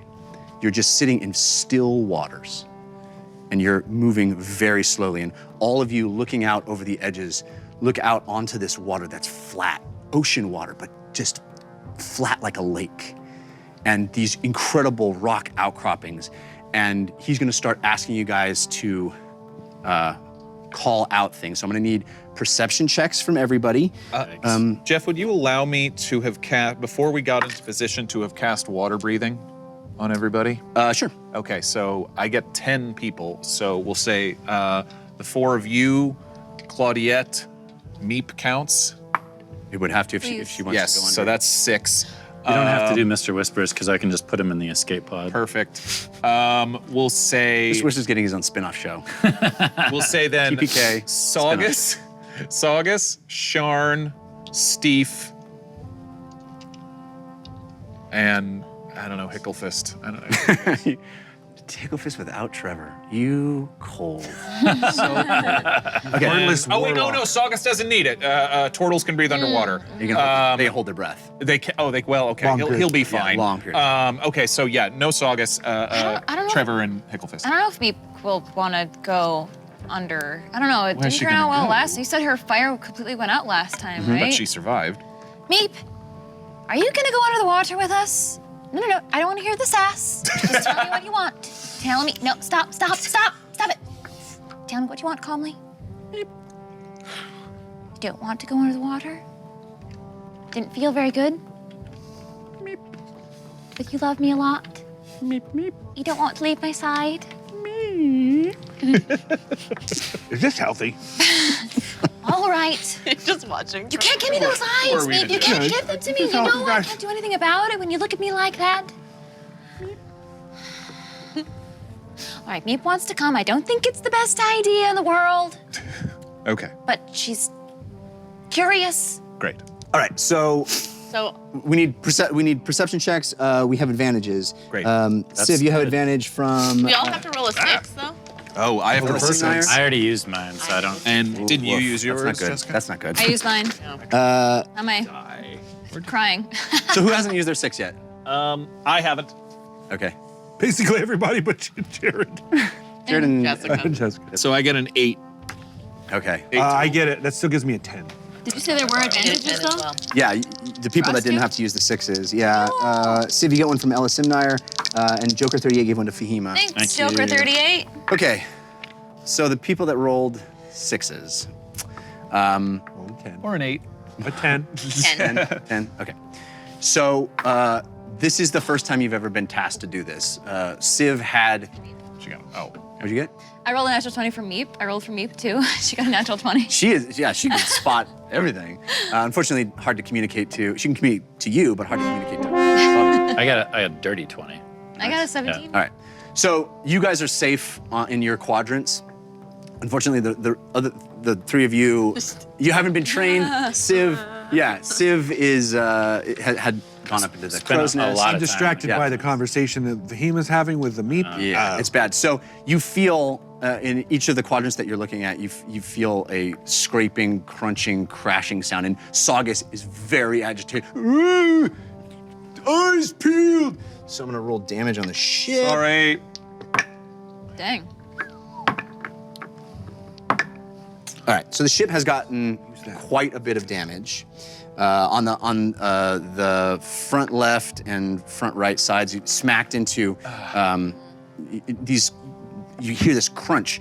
You know, it's like the Titanic hitting an iceberg a bit. You know, it's like, and you see parts of this coral stuff break off and hit and ricochet off the sides of the thing. As you know, it's a tight fit. This is a minefield of this stuff, and the crew is freaking out.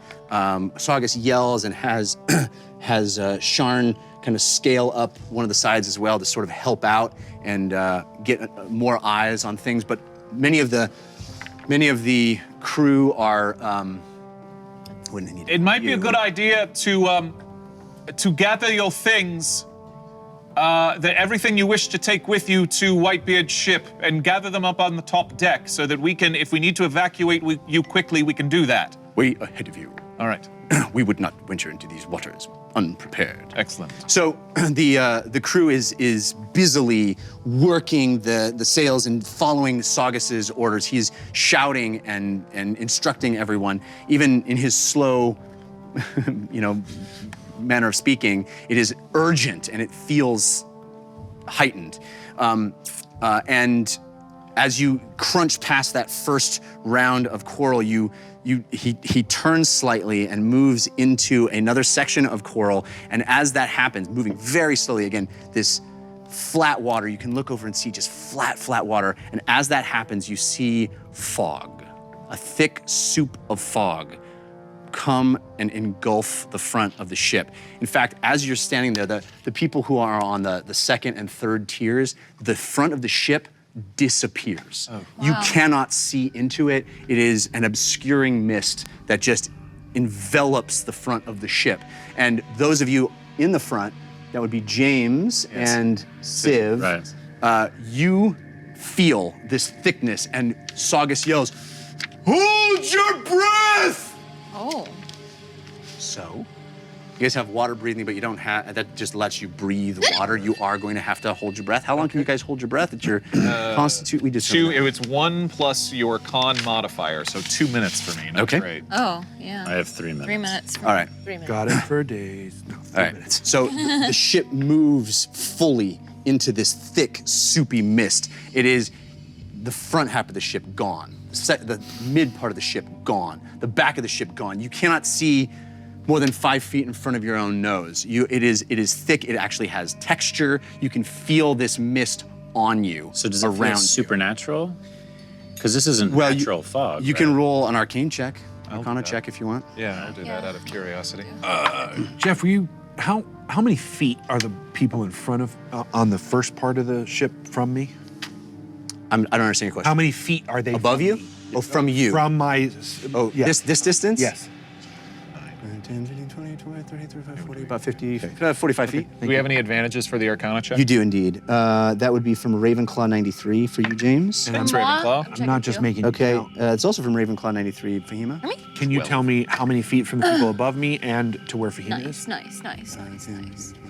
It's about 30 feet up. Okay. And what about Fahima? I would say the same. Okay, about 50. It's about What? equidistant. I'm 50 feet up? Well, you're 50 from me. Oh, I see. 20 not natural. And 12 for me. 20 not natural and 12 for you. Okay, so Fahima, you definitely get a sense that this is not a natural occurring thing.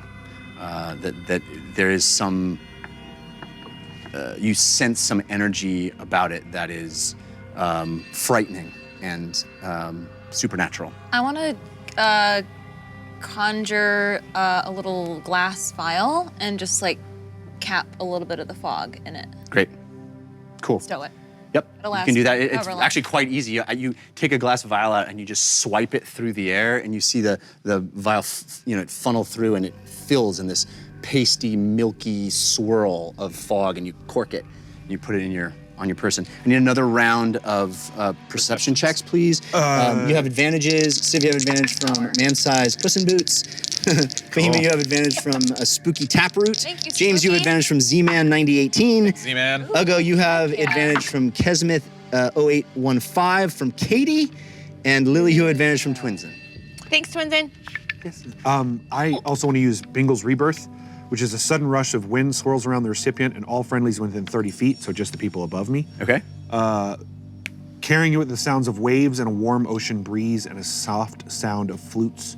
All of those affected receive +1 to their next rolls. Great. Cool. So just the people above me. Whoever. So that would be, that's Trevor and, or Hicklefist and Lily. 17 for me. Okay.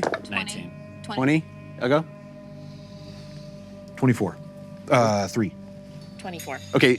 Wow. Chastised by Saugus, all of you manage to get your act together and and are you've heard that crunching sound as the ship banged into the first few, and you're spotting coral on the left, danger right. You're calling things out. It is this cacophony of voices as you enter this thick fog. Are we still in the fog? You're still in the fog. In fact, the next roll is going to be disadvantage across the board, and we're not even going to be able to get friends to help us. So let's all roll one more time with disadvantage. I don't know if I have time to do this or not, but can I slide down that rope down out to the front of the ship so I'm right down at the water? Yeah, you're perched. I mean, the water's still a ways down from I'll just sink my claws into the tip of the, I don't know what this part of the ship is called. Bowsprit.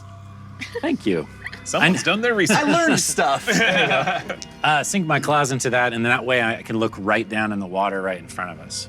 Yes. So at disadvantage, we're rolling again at disadvantage. Is that what you're saying? Yes. Am I still at disadvantage if I'm that close? No, but you're doing something different. You've abandoned your post. Correct. And you're now, so you're rolling, what, investigation into the water? Yeah, because I'm assuming that this fog is so thick that we're not going to be able to see the water from up where we're at anyway. So I'm figuring I'll get all the way down there. Yep. If that buys him 2 extra seconds to turn the wheel, then that's better than nothing. That's great. Okay. So yeah, you would be at a normal roll. A In straight fact, roll. Yeah, we'll have you get your advantage from Fall Star as well. Cool. What was your roll? 13. James? Oh, that's cocked. Double sevens. 9. Okay, I'll go. 16. 13. Okay. And I got a 17 from the tip of the ship. Okay, so as you peer over the bowsprit into this water, again, flat, serene. It is. We're moving at just a glacier pace in here. It's you see the front of the bow cut the water, and it moves in ripples, but they're very slight, and it is quiet and still and dense. The air is thick, and you're staring down over the water, and as you look down into it, you see just a tumult of activity in the water. There are large movements, small movements, things agitating the top of the water, and then down below it, it looks like it is teeming with activity and life as you go through this. Like aquatic creatures? Yeah. You can't make out specific things. You're just seeing movement. Are any of them coming to the surface, or are they all under the water? It's all sort of under the water agitating the top of the water, kind of circling around the side. You see it coming around the sides of the boat, around the sides of, past the boat, kind of coming up to where the boat is cutting through the water. And Saugus goes, slower!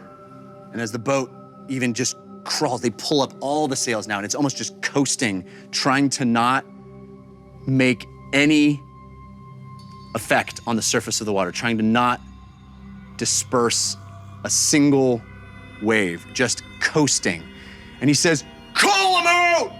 So another round of perception, please, Still with at disadvantage. disadvantage. Oh, by the way, that last round, there was crashes. In fact, I gotta roll damage because...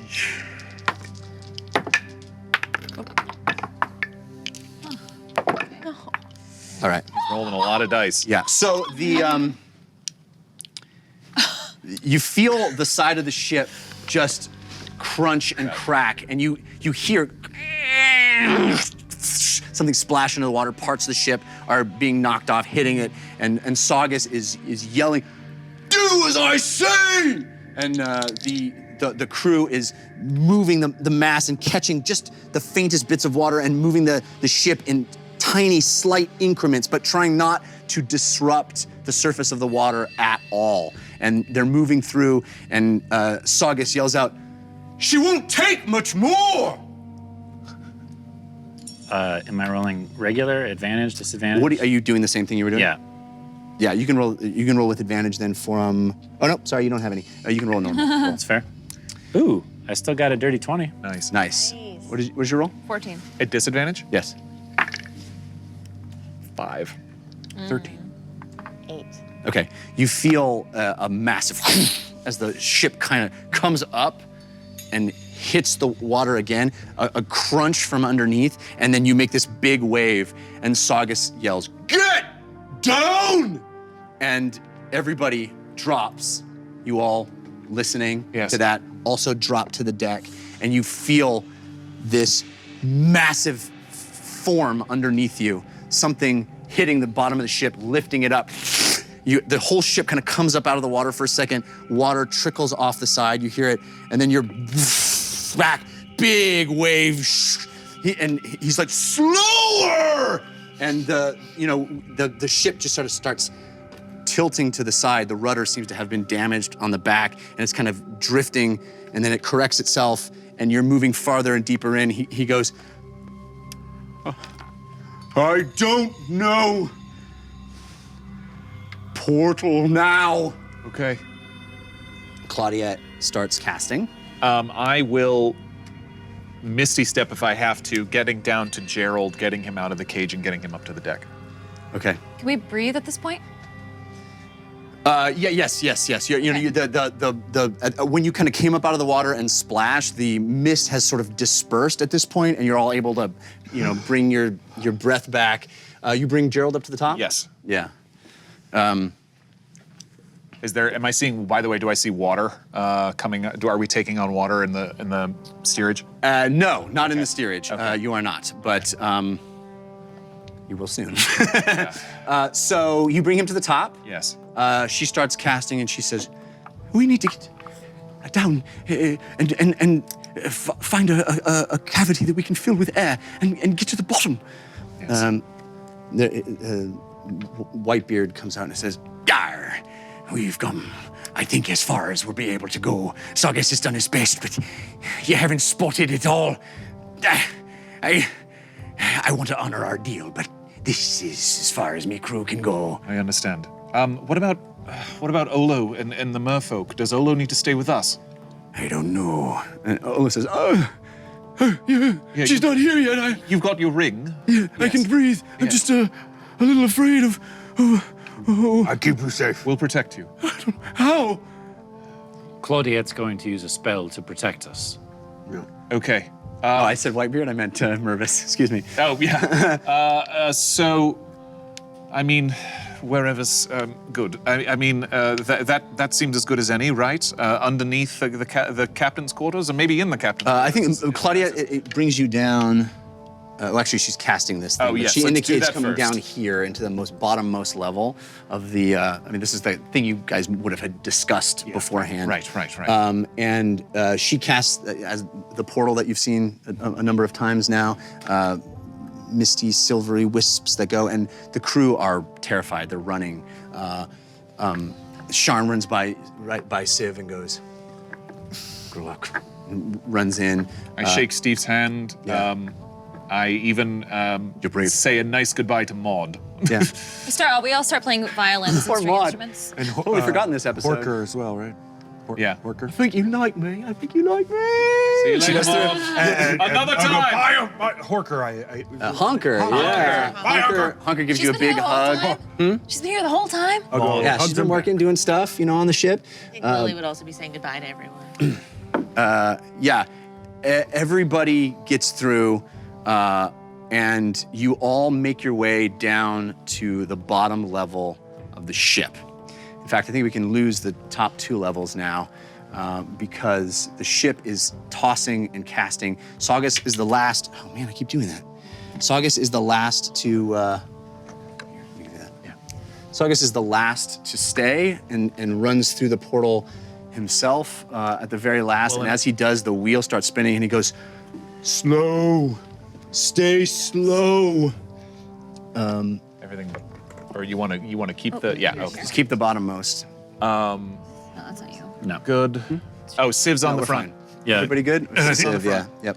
And Everybody, where's Fahima? We need already Claudiette, got her. and we need something for the cook. I give Gerald a small pat on the head, and I say, "Best wishes to you, friend. May you find safer travels." Can I assume? gone. Can I assume that we've waterproofed our gear for this? I mean, you would have prepared for this moment. Okay. I don't know what you mean by waterproofing your gear. I'm realizing I have a lot of stuff in my bag that I'm about to go underwater with. So Well, hopefully she's going to cast a spell that's going to protect us from the water so that we're not Right. submerged. yeah. So she stands in the front here, and she starts, as she's left, the portal is closed from above, she comes down, she's the last person to get in the bottom, and you feel, again, this stillness, this quietude down here, but you still feel movement through the water, and now the ship is sort of adrift, basically, just going where it's gonna go. And she tells you to sort of stack the crates and barrels in a way that creates kind of a nook for everybody to huddle in. Like a barrier almost? Barrier almost, yeah. And she says, "Tar, grab the tar and spread it as much as you can. Seal as much as you can." Okay. And she says, "I suppose we'll go down shortly, but shall we?" There's a lot of creatures in the water here. Yes, I know. Olo, will you be able to tell when your fiance and her people are close? Hope so. I hope so. You got your shell, and maybe if we're about to be in a lot of water, I mean, maybe it'll be easier. Right. So she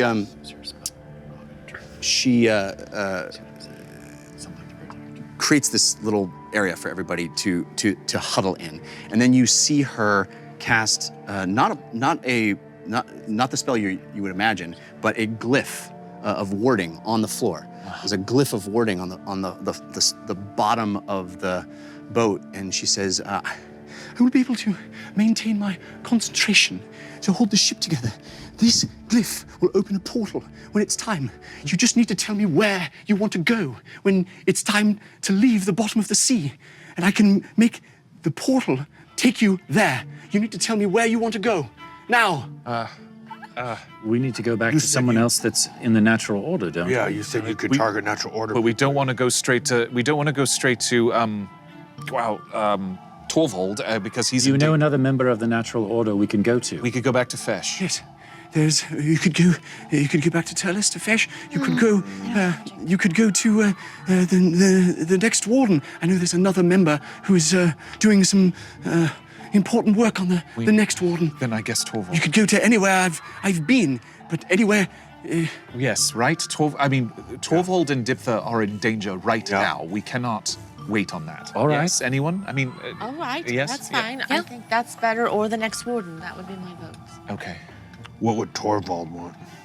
He would want us to keep going, but I'm afraid for them. Torvald knew, as I do, that this was likely to be a one-way trip. Are you going to come with us? I'm going to try to hold this together as best I can and give you as much time at the bottom as possible. I think maybe the next warden might be the smartest thing. I don't like leaving them like that. I don't either. We could always get more information once we get to the next warden. Yes, why don't we go to the next natural order wizard? Okay.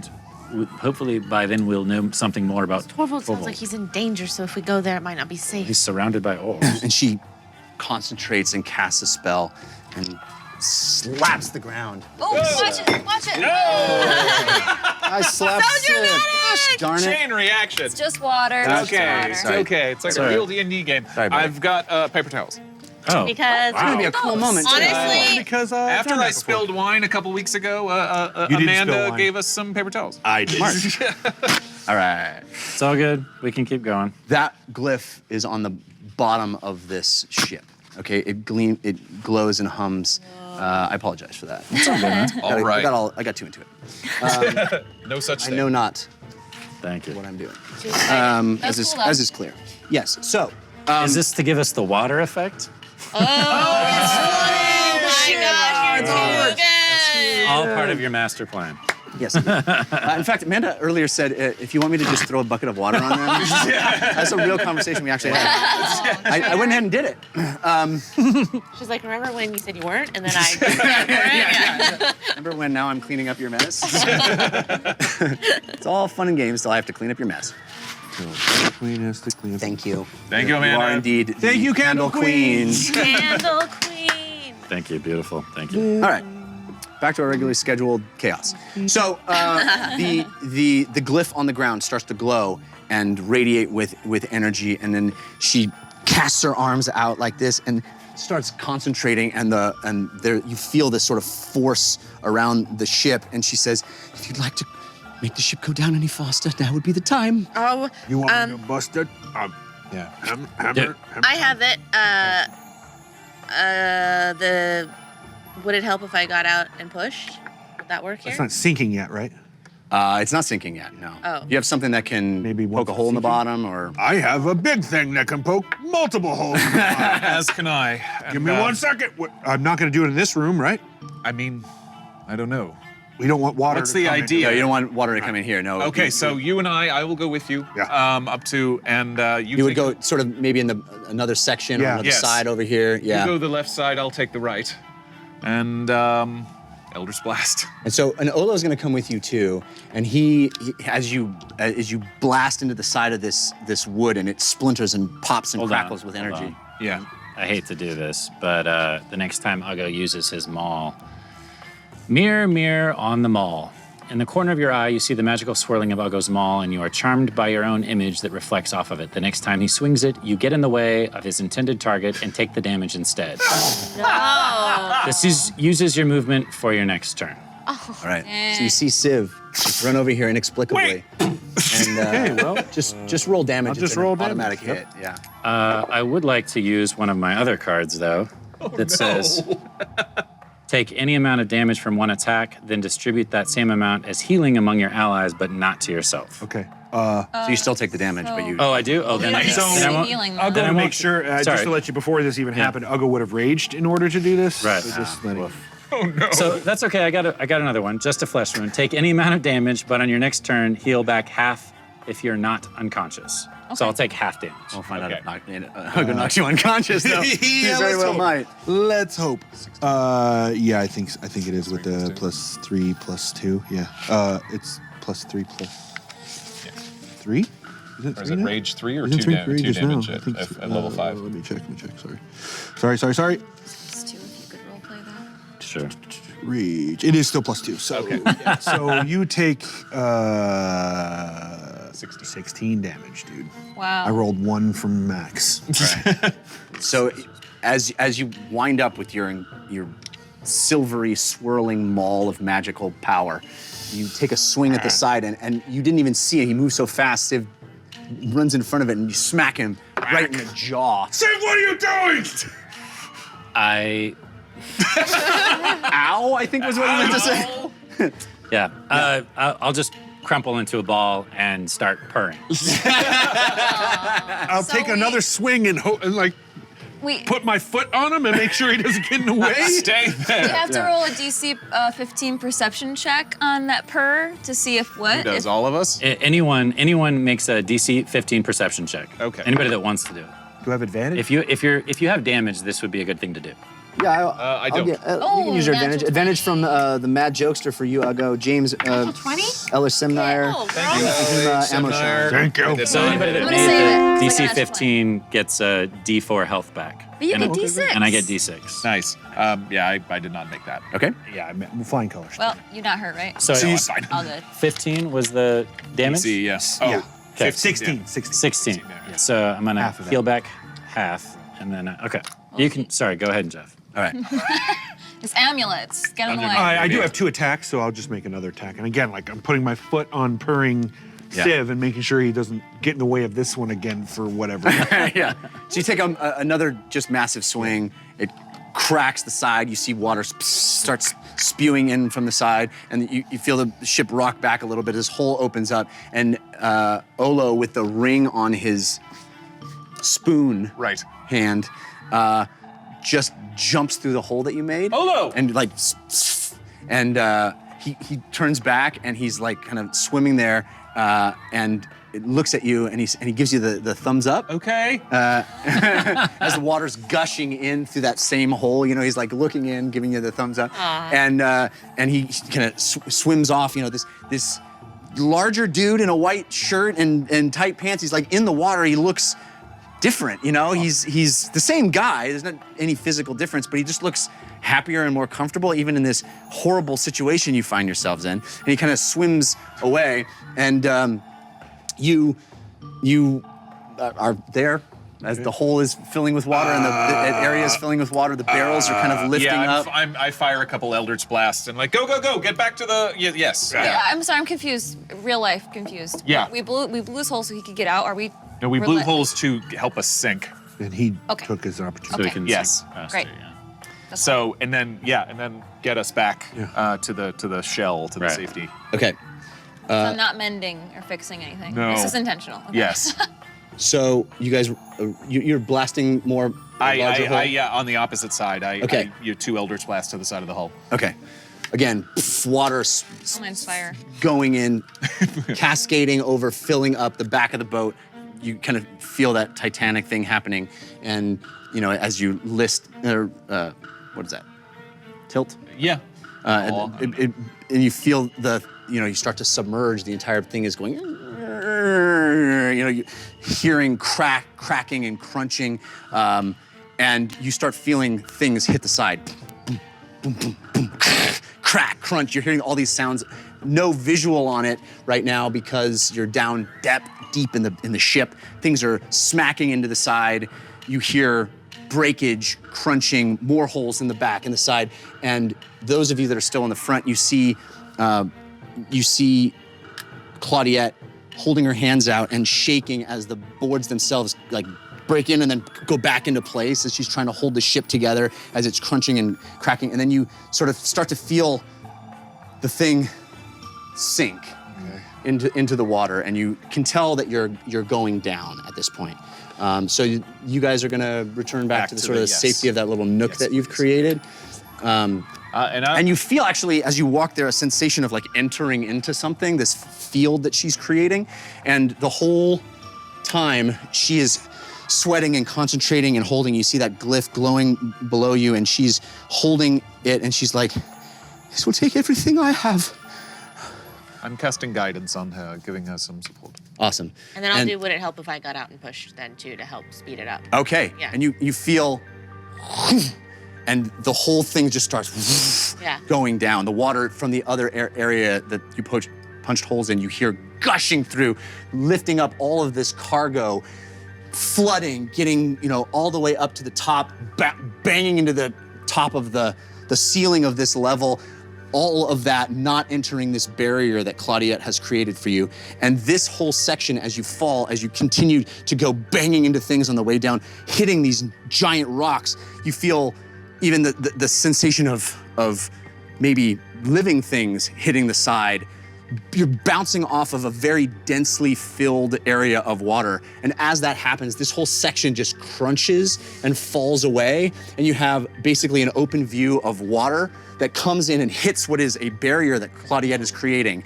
And she's holding fast this rush of water in at you, and you're staring at just a wall of water as it moves up, and you see coral and spires of rock and kelp and schools of fish with fangs and small ones, and then you see larger ones coming through, giant things that come up and kind of make their mouth and face come up to that sheer water wall and then kind of pass by, just checking you out.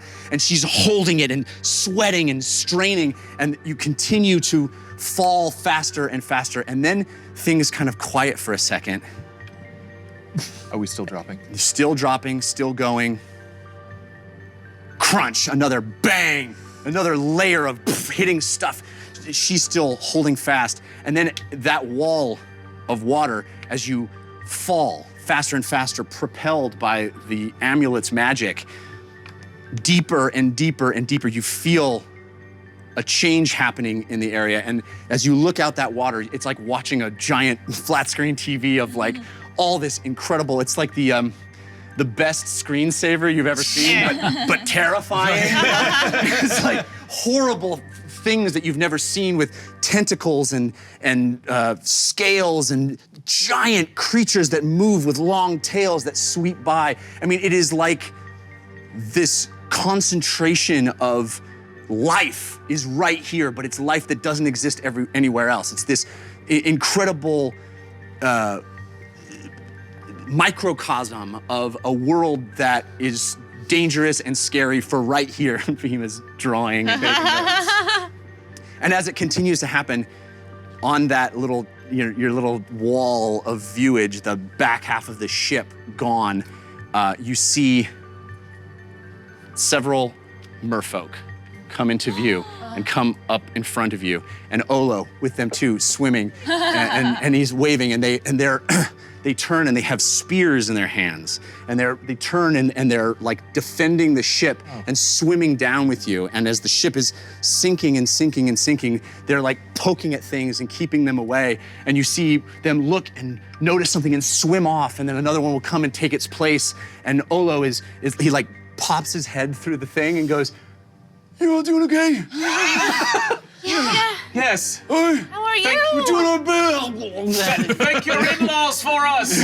And your in-laws. And you're just they're experiencing this incredible moment, kind of powerless to do anything. How long has this been that we've been sinking?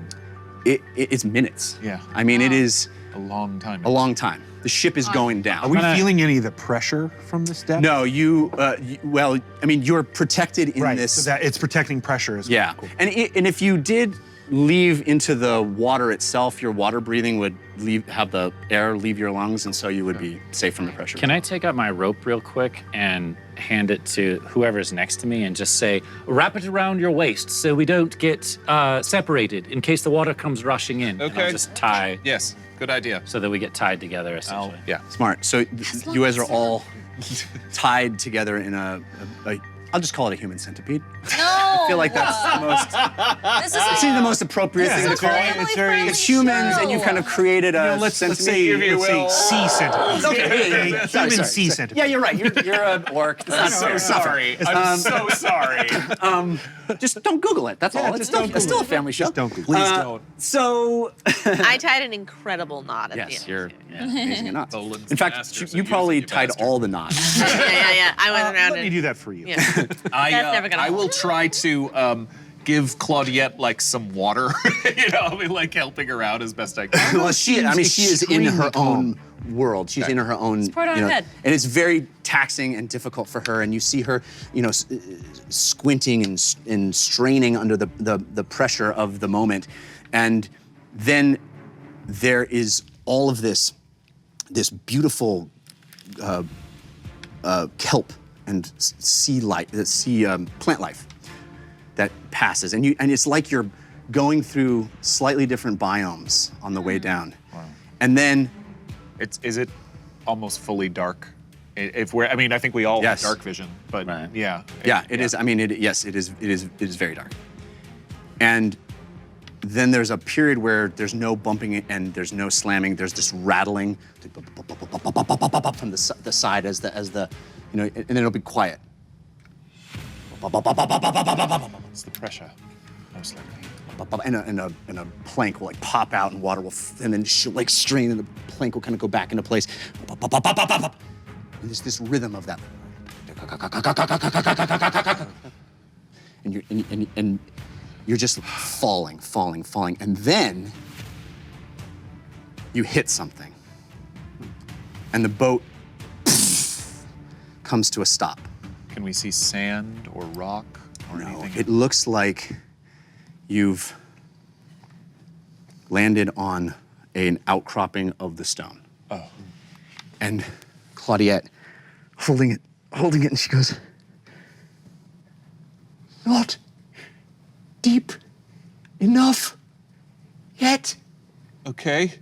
And it seems clear that there's Stuck. an outcropping here where the passage goes even deeper. Okay. Like a ledge or something? Yeah. All right, like a I'll ledge. go. Yeah, I got it. Hold on to me. No. I'll do it. Don't worry about it. Okay. And I will grab Ugo's hand and. You're tied off.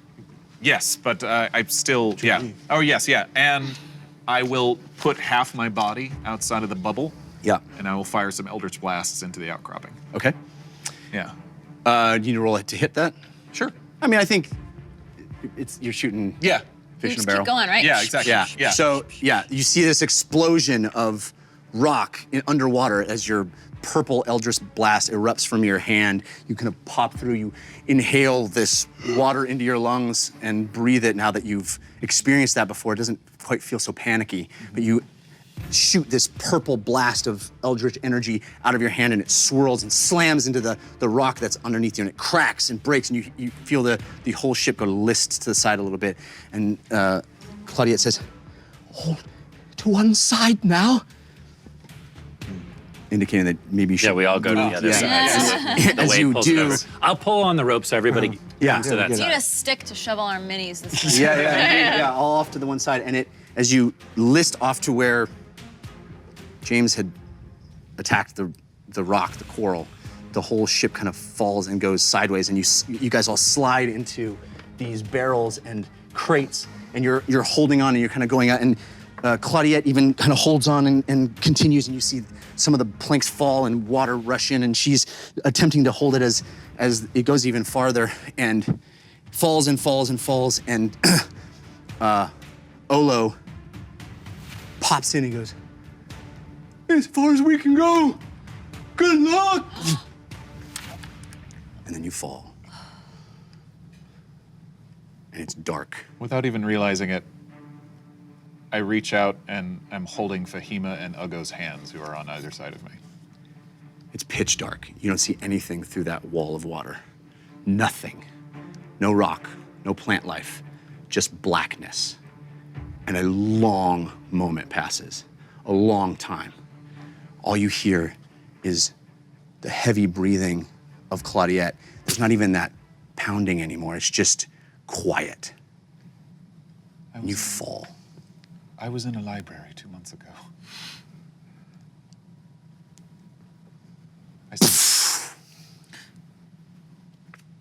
And through the window of your view, you see bioluminescence, color, light, sand. It's beautiful. Blues, greens, pinks, purples, off to the distance. And Claudiette holds on and says, We are in the deep now. I believe the signature is that way. Can you come with us? I must maintain this as long as I can. What? The glyph. I must maintain this pocket of air so we can open a portal out of here. As I said, Okay. this was only ever going to be a one-way trip for me. Free the Warden, come back here and get out. Go. Go. Yeah, I'll go swims out the side. You're a very brave woman. Pulling on ropes if people are Yeah. Oh, coming. yeah. You guys, reluctantly, I'll go pulling, pushing, walking into the water. And you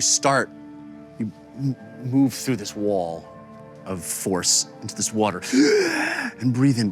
The air leaves your lungs, the water fills it. There's an intense pressure and pain at first, and it feels like burning in your lungs. And then you breathe water, and it feels okay, it feels thick, it feels all right. The pressure alleviates in your body, and you're standing on silt, on the ocean floor. Deep, dark, but bioluminescent and beautiful on the way down. And as you move out, you pull everybody out. Before I enter the water, I just want to say I'm going to forego, I'm going to sacrifice that vial of mist, and I'm going to create a shower cap for my hair. But I've only perfect I've thing only to do. seen the village women in their shower caps, unfortunately. So it's like a 50s housewife shower cap with like the frills around the edge. I love that you're Please thinking can we about get your fan hair art in of this that? moment. It's so beautiful. It's so perfect. Claudiette goes, good thinking. No, so you've conjured I'm a happy about it. your hair. So as you all kind of pop through this thing and you start making your way in this direction, I'm going to need all of you to stand up. Oh no. Are we going to do And come with me. What? group secret room? Wait, is this a group secret room? Because I have a card. Come with I me. know what's happening. Come with me. I'm nervous. I have a card. Come with me. We're going with him. Okay. Okay. James, Ugo, Civ here. Marks for all of us? Oh, wow. Civ's here. Yeah. Were you? Oh. Okay. Okay. So, you start making your way out the back of this ship. And it's slow going. You're able to swim.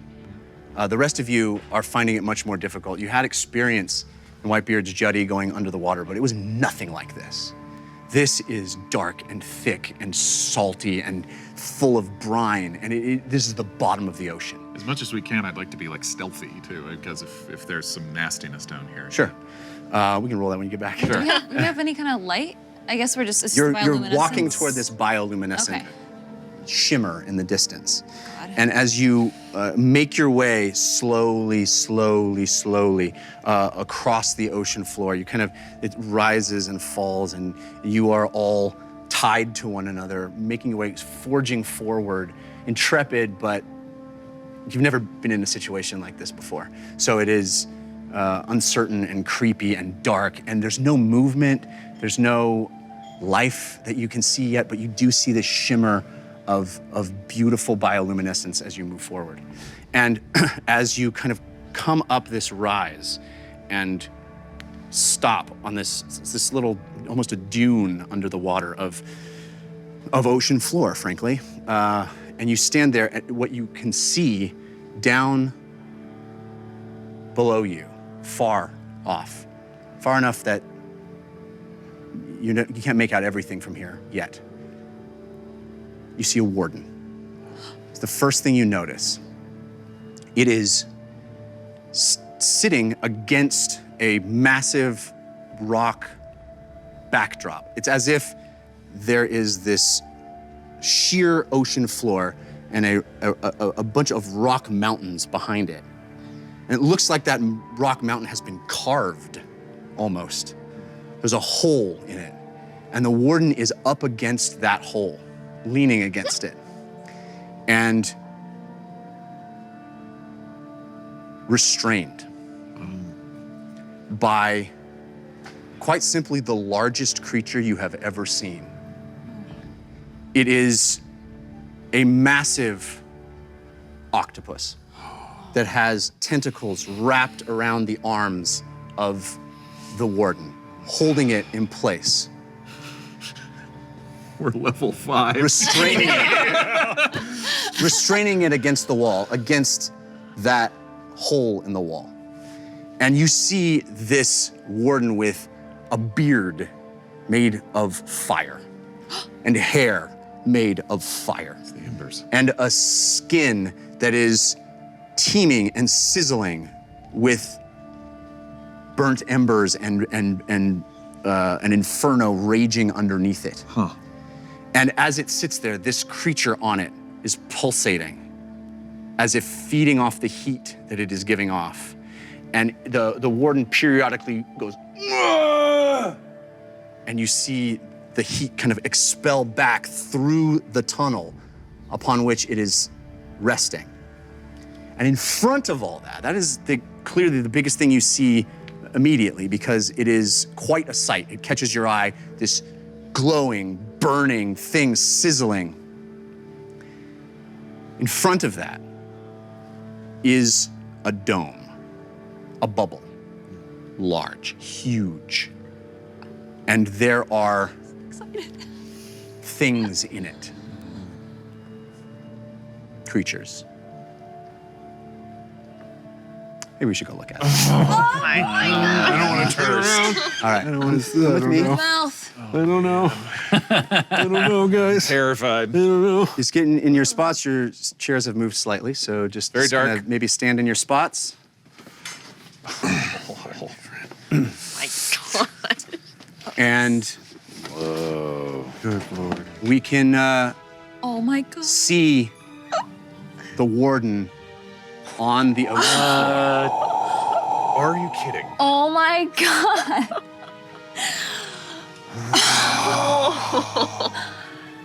Oh my God! The octopus is moving. It is alive. It is holding the warden in place. The warden is clearly in Are pain you kidding me, guys? and uncomfortable. I love you guys. Oh my God. And there's wreckage down there. There's a boat that seems to have wrecked, and this massive bubble that seems to have activity inside it, seems to have life inside it, and you stand there on this precipice, looking out over all of this beautiful bioluminescent, this plant life that is in this valley down beneath you, below you. You see the heat radiating off of this thing. It looks like in the bubble there are piles of what look to be body parts, Yeah. corpses. Oh, sick. And there are creatures in there that seem to be tending to them, working on them. Lily, I need you to roll a perception check, please. You're a You do have jerk. advantage. Oh, good. Oh, it's like jelly. It's Civ the Shiv fan, To the Shiv fan, dirty 20. dirty 20. So what you see in that bubble, working these bodies, picking them up, moving them from place to place, is Margaret Dumblestuck What? and your sisters. They're alive. They're working them. Oh my God. And that is where we're going to end tonight. What? Seems to be some sort of factory. Moving these corpses up into tiny bubbles, into spheroids, and pushing them through the back of this tunnel, propelled by the heat energy created by the warden. Whoa. And when we come back next week, we're gonna figure out how to deal with it. Wow. So we've reached warden number 2, everybody. Wow. It's the Inferno Warden. Clap. Yeah. Yeah, I like this. Oh my Lord. I like almost cried. This is amazing.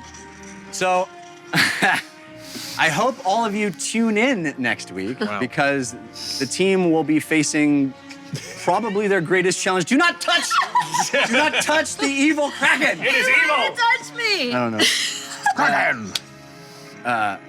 I hope you tune in next week because the team will be facing what I can only assume will be their greatest challenge to date. People in Underwater. chat were like, I think they're gonna find a Kraken, and I'm like, we would never fight a Kraken at level 5. Well, you've never played with me before, have you? God. Touche. So, next week, 6 p.m. Pacific time, we need you to be here with us. Yeah. We want to thank everybody that was here this week. I hope you had fun. Tell everyone. Yeah, Tell all of your seriously. friends. Tell all your friends. Because I don't think I've ever seen this in my entire life, and it's amazing. Sorry. You can pick these up. They're like a dime a dozen. Yeah, clearly. Clearly, just down the street. This is an incredible work by the production team, and I'm so grateful for it. Wow. Oh, is this Fahima's dad? It's a Warden. Same question. So, thank you for watching. Thank you for supporting us, all of you that did. It's incredible the amount of support we get. But yes, we love you telling your friends. Word of mouth is our best friend. Yes, So it is. please do. We'll be back next week, 6 p.m. Pacific time, right here on Caffeine. Until then, humankind. Be both.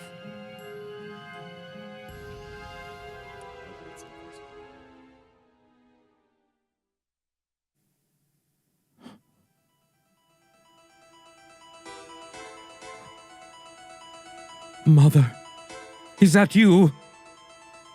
You're so beautiful. Oh, my goodness. If you are not absolutely shocked like I am right now with that absolutely gorgeous set, then you're not human. Well, you probably are human. I'm not. No matter. To all of you who played along and interacted with us throughout the evening, our humble thanks. And thank you to everyone that shared our adventure. This was amazing! Ugh. And my respect and thanks go to General Marklar, Killer Goat Skinson, I'm Robin Nicole, TK421, Blue Hero Dog, The Raven Chris, Okist, Super Seu, Battle Turkey, yes, The Goblin King, Z Chocobo, Bam Bam, Midnight Clover, Soup Agent I Ship 7 Lily, a Unicorn Farts, oh goodness, I love that. My left hand feeling very, very moist. Gamer Share, and to all the others whose viewers submitted Force of Good and Force of Evil cards were used on tonight's show. And don't forget the Dungeon Rundown. The official Dungeon Run After Show airs live every Tuesday night at 6 p.m. Pacific. Our host, Trisha Hirschberger, sits down with the cast of the show and special guests to talk all things Dungeon Run, from community questions and episode recaps to theories and all the fan art your mortal brains can fathom. The Dungeon Rundown airs right here on caffeine.tv/The Dungeon Run. Make sure to follow the channel to get live notifications. And of course, join us for the Dungeon Run next week and every Wednesday at 6 p.m. Pacific, right here, as the Dungeon Run continues. Until next week, Mother, I wait to see you. And may the dice roll in your favor.